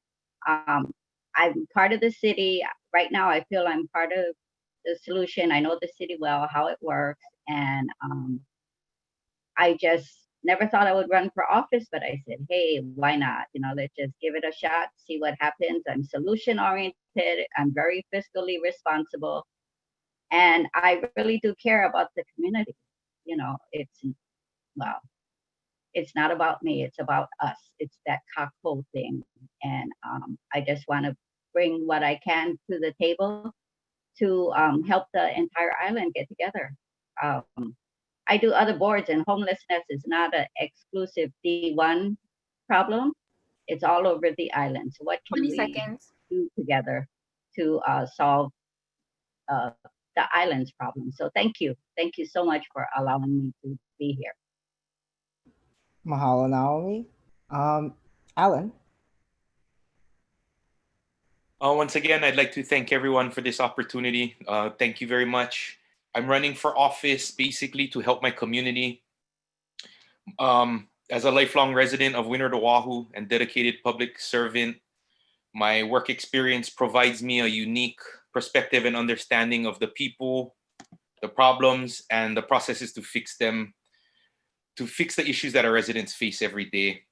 Throughout the last 12 years, I've lived and breathed my role as a public servant, dedicated to Windward Oahu. I've built strong relationships within our community to enact policy that benefits our residents first. Over the years, being able to work with the community as in my capacity as the Deputy Chief of Staff for the incumbent District Council member, it enables me to bring a tremendous amount of departmental and charitable services to our district, as well as prioritize CIP funding. This unique synergy that I have with the community, the government, and the private sector allows me to accomplish many of these collaborative projects. This election is extremely important in 2020, with 5 new council members coming in. Together, we can shape the future of Honolulu for years to come, and I hope you can support me in this endeavor. Mahalo nui once again. Aloha. Thank you, Alan, for those closing remarks. And last but not least, Kalani. Aloha kako. I'm Kalani Kalima, native son of Waimanalo. I gotten involved because I believe I could make a difference. You see, as a certified teacher, that is the reason why we get into teaching. We try to role model for our students our expectations, and we love it when they end up getting that light bulb moment. And that's exactly what happened when we ended up having to deal with the destruction and desecration that happened at Hunananiho, Sherwood Forest. You guys may have known about that. You guys may have heard about that. And so my type of community service and advocacy and leadership comes from direct action. I find out what is the issue and I take it to those that have the authority to make a difference. And we hold them accountable. That's how we do it. Yeah, Lau Lima, all of us getting together and holding them accountable. I am one of the founders of Nakuaina Waimanalo, who ended up saving 81 acres above Kaiwi Mauka from becoming 80 luxury cabins. When we heard that, we knew that that wasn't for us. Yeah, we also helped to save the Loli and worked with NOAA, DLNR, and DoCare and HPD to make sure that there was a moratorium for that natural resource. I'm Kalani Kalima, running for District 3 City Council. Malo nui. Aloha. Thank you all so much for your closing statements. They're really wonderful. And you all are such impressive candidates that we have a hana hou from the audience. So let's dive into one more open-ended question, which I will state, and then we can wrap this up. So the last open-ended question, and this will be a 2-minute speaking time. DeRay, once again, will give you the 20-minute warning, is what will you do to meet Hawaii's goal of 100% emission-free energy before 2040? And this will go first to Jacob. You know, I think the city council has taken the right steps forward of mandating, you know, a number of different methods of ensuring clean energy, charging stations for new and redevelopment projects. But I really think that we have to change our habits. You know, here in Hawaii, you know, we depend largely on outside resources for our sustenance. And I believe moving forward, and especially with this COVID-19 pandemic, we really have to analyze our habits. And I think that we have an opportunity now to do so. But I think it's going to take everybody. You know, government can input various different policies, but if people aren't going to change their habits, you know, we're not going to see the energy goals that we want. So I think together as a community, we all can play a role in analyzing our usage, and hopefully, you know, we do it not for us, but for our keiki and for the future generations to come, to ensure that they too have the opportunity to grow up in the Hawaii that we call home. So thank you guys again for this opportunity, and thank you again for this forum. Mahalo, Jacob. Radiant goes to you next. Thank you, Dyson. You know, the reality is there isn't a single city department or a single Oahu resident that climate change doesn't impact. And a lot of us have mentioned how climate change has impacted our own neighborhoods. And relating to transportation and reaching those goals, I have dedicated a lot of my time on the working at the city council and on the city budgets to advocate for and work on and help defend, expanding the Office of Climate Change, Sustainability and Resiliency, and also just about 3 or 4 years ago, really working on providing tens of millions of dollars to really start the electrification of transportation, not just for our city buses and handy vans, but especially for our motor pool, and increasing the infrastructure that is needed to support that, not just for our city or state, but for all of our residents to utilize.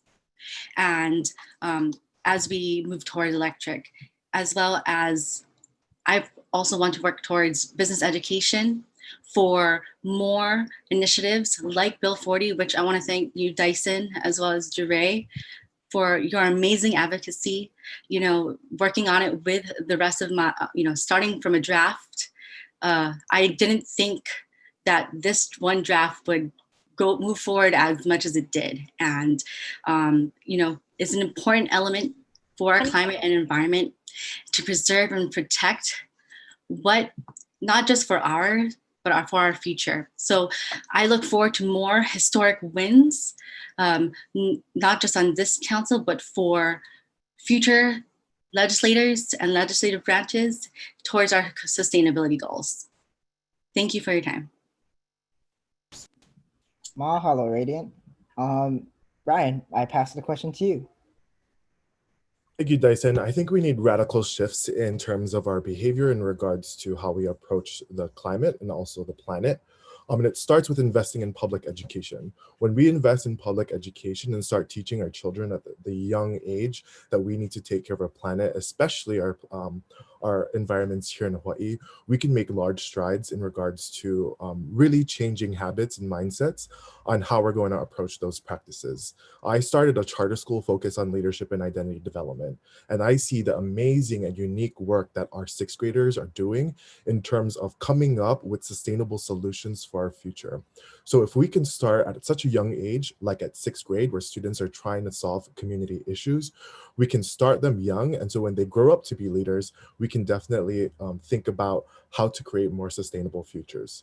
Second, we need to look at holding businesses and other agencies accountable for their output of specific fossil fuels. If we get an inventory of things and output of things that they emit into the climate, this is going to be a greater initiative for us to identify whether or not they're doing great practices for our environment. I am doing my best to ensure that I practice sustainable practices. I actually gave up my car in terms of going to work. I take the bus from Kalihi to Ewa Beach, only because this is this is my personal commitment on how we can change the future of our planet. And going back to environmental justice, we really need to look at sustainable development for low-income communities. I lived in a street where there wasn't any recycling opportunities. And so we still have communities who don't have access to these opportunities. And this needs to change because climate change greatly impacts low-income communities. Thank you so much for your answer, Ryan. Will, I give the ball to you.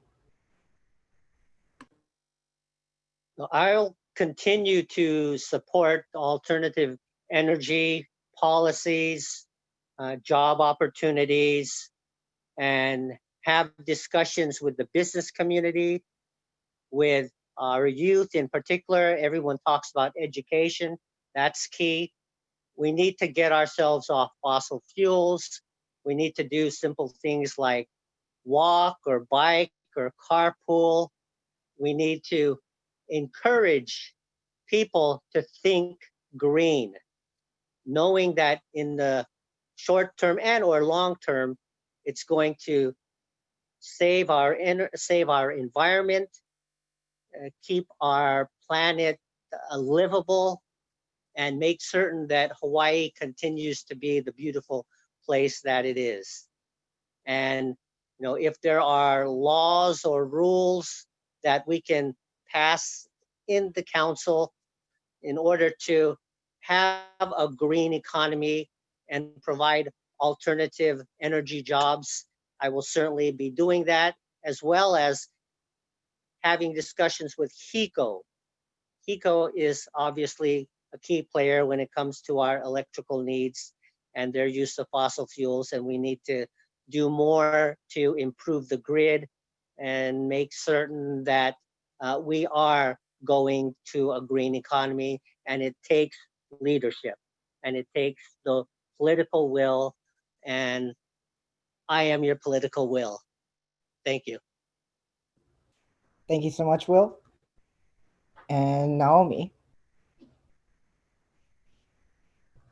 Well, this question is right up my alley, actually. I'm a big believer in green energy. My home, I have PV panels. I drive an electric car. I have a tankless water heater. I totally believe in planting more trees. It seems like the earth knows how to take care of herself. So we just help her out with some trees. I believe that's a good thing. I absolutely am concerned with climate change. Of course, I live in Honolulu, so Farrington Highway is adversely affected. If the sea level rise, we'll have more flooding, we'll have more debris and problems on the roads. So yes, I'm absolutely pro green energy. My grandchildren know that, grandma don't do, paper plates and things like that, So sustainability, resiliency, and green energy is absolutely important for me. So thank you. Thank you so much for your answer, Naomi. Alan, it's yours next, and I'll just reiterate the question one more time. So what will you do to meet Hawaii's goal of 100% emission-free energy before 2045? Take it away, Alan. So basically, Bill 25, 2019 was enacted this year. That was in conjunction with the Honolulu City Office of Climate Change, Sustainability, and Resiliency. What that bill does is it adopts the state energy conservation code. So it's changing the code on how to conserve energy for the government and new projects. It was a good start, but I think we can do more. We would also need to transition our buses and our handy vans into an electric fleet. Some steps have been made in the 2019 budget to buy some fleet of electric vehicles, but we can do more.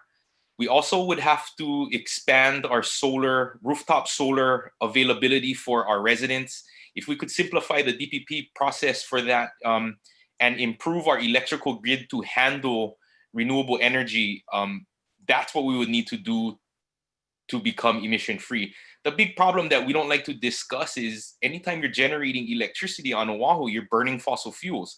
So that's something we have to consider when you say zero emission. I mean, that's something we're really going to have to take into account, change the entire infrastructure of our electrical grids to handle these types of renewable energies. We can also consider alternative energy sources like H-Power. We're contractually obligated to burn a certain amount of trash that we don't even use, that we don't even meet.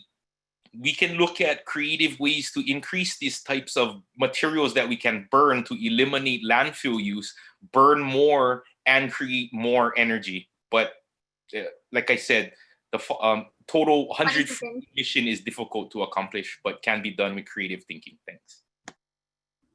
Mahalo for your answer, Alan. And we'll move to the second to last person, Kalani. Aloha, everybody. So tonight we got to share a little bit of our own mana'o, and I have one, he moku he wa'a, he wa'a he moku. Yeah, what it talks about is the canoe being an island, the island being a canoe. And if you understand that concept, you'll understand that all of our resources, our natural resources, is finite. We know we got to live with the Jones Act and everything else coming inside, whether that's goods, resources, anything that needs to be utilized in order to create the electricity that we use. But we got to look at ourselves. We got to be able to role model our own expectations out there. Yeah, I'm a son of a father that made us recycle, reuse, reduce. That is where it has to come into yourself, and you got to be able to exude that. So recycle, reuse, reduce. I was lucky to have taken my students over to the Tour de Trash a while ago, and we got to visit all of the different places. One was in Kapaa Quarry, where they was utilizing green mulch in order to make fertilizers, how they was utilizing all of the sludge from Oahu's biggest or largest sewage plant, and what they was using that for, and H power and everything else. Yeah, so if we utilize more Kanaka Maoli concept of taking care of the Ahupua will in turn take care of us. Yeah, we got to work in conjunction with the Aina. That's the bottom line. This is all we got. We're islanders. If we don't look at that, we can have the best policies and the best ideas in the books. But if we have no means of enacting that, then it is all for naught. Yeah, so let's look at how our kupuna had survived all of these millennia by utilizing the Ahupua concept and Kipuka concept. Mahalo. Mahalo for your answer, Kalani. And last but not least, Philman, the question is yours. Aloha Kako, Philman Lee for District 5. I think it's laudable that the state does have the goal of 100% energy efficiency in the year 2045. And I think we have to maximize various methods of renewable energy. One, wind. Two, solar from the sun. Three, ocean, waves, tides, currents, and temperature differences of the ocean surface need to be converted into energy. Hydroelectric, flowing from streams or waterfalls or dams, can also be harnessed. And on the Big Island, you also have geothermal, heat from the earth that can be converted to energy, renewable energy. And of course, here in Oahu, you have bioenergy, where you can convert organic or animal materials and such municipal waste products into energy, like we're doing in H power, and reduce the amount of landfills. I think in the bio energy, we need to also, like, we could use sugar cane or leaves, branches, wood chips, paper, or even manure to be processed into electricity. Out there in the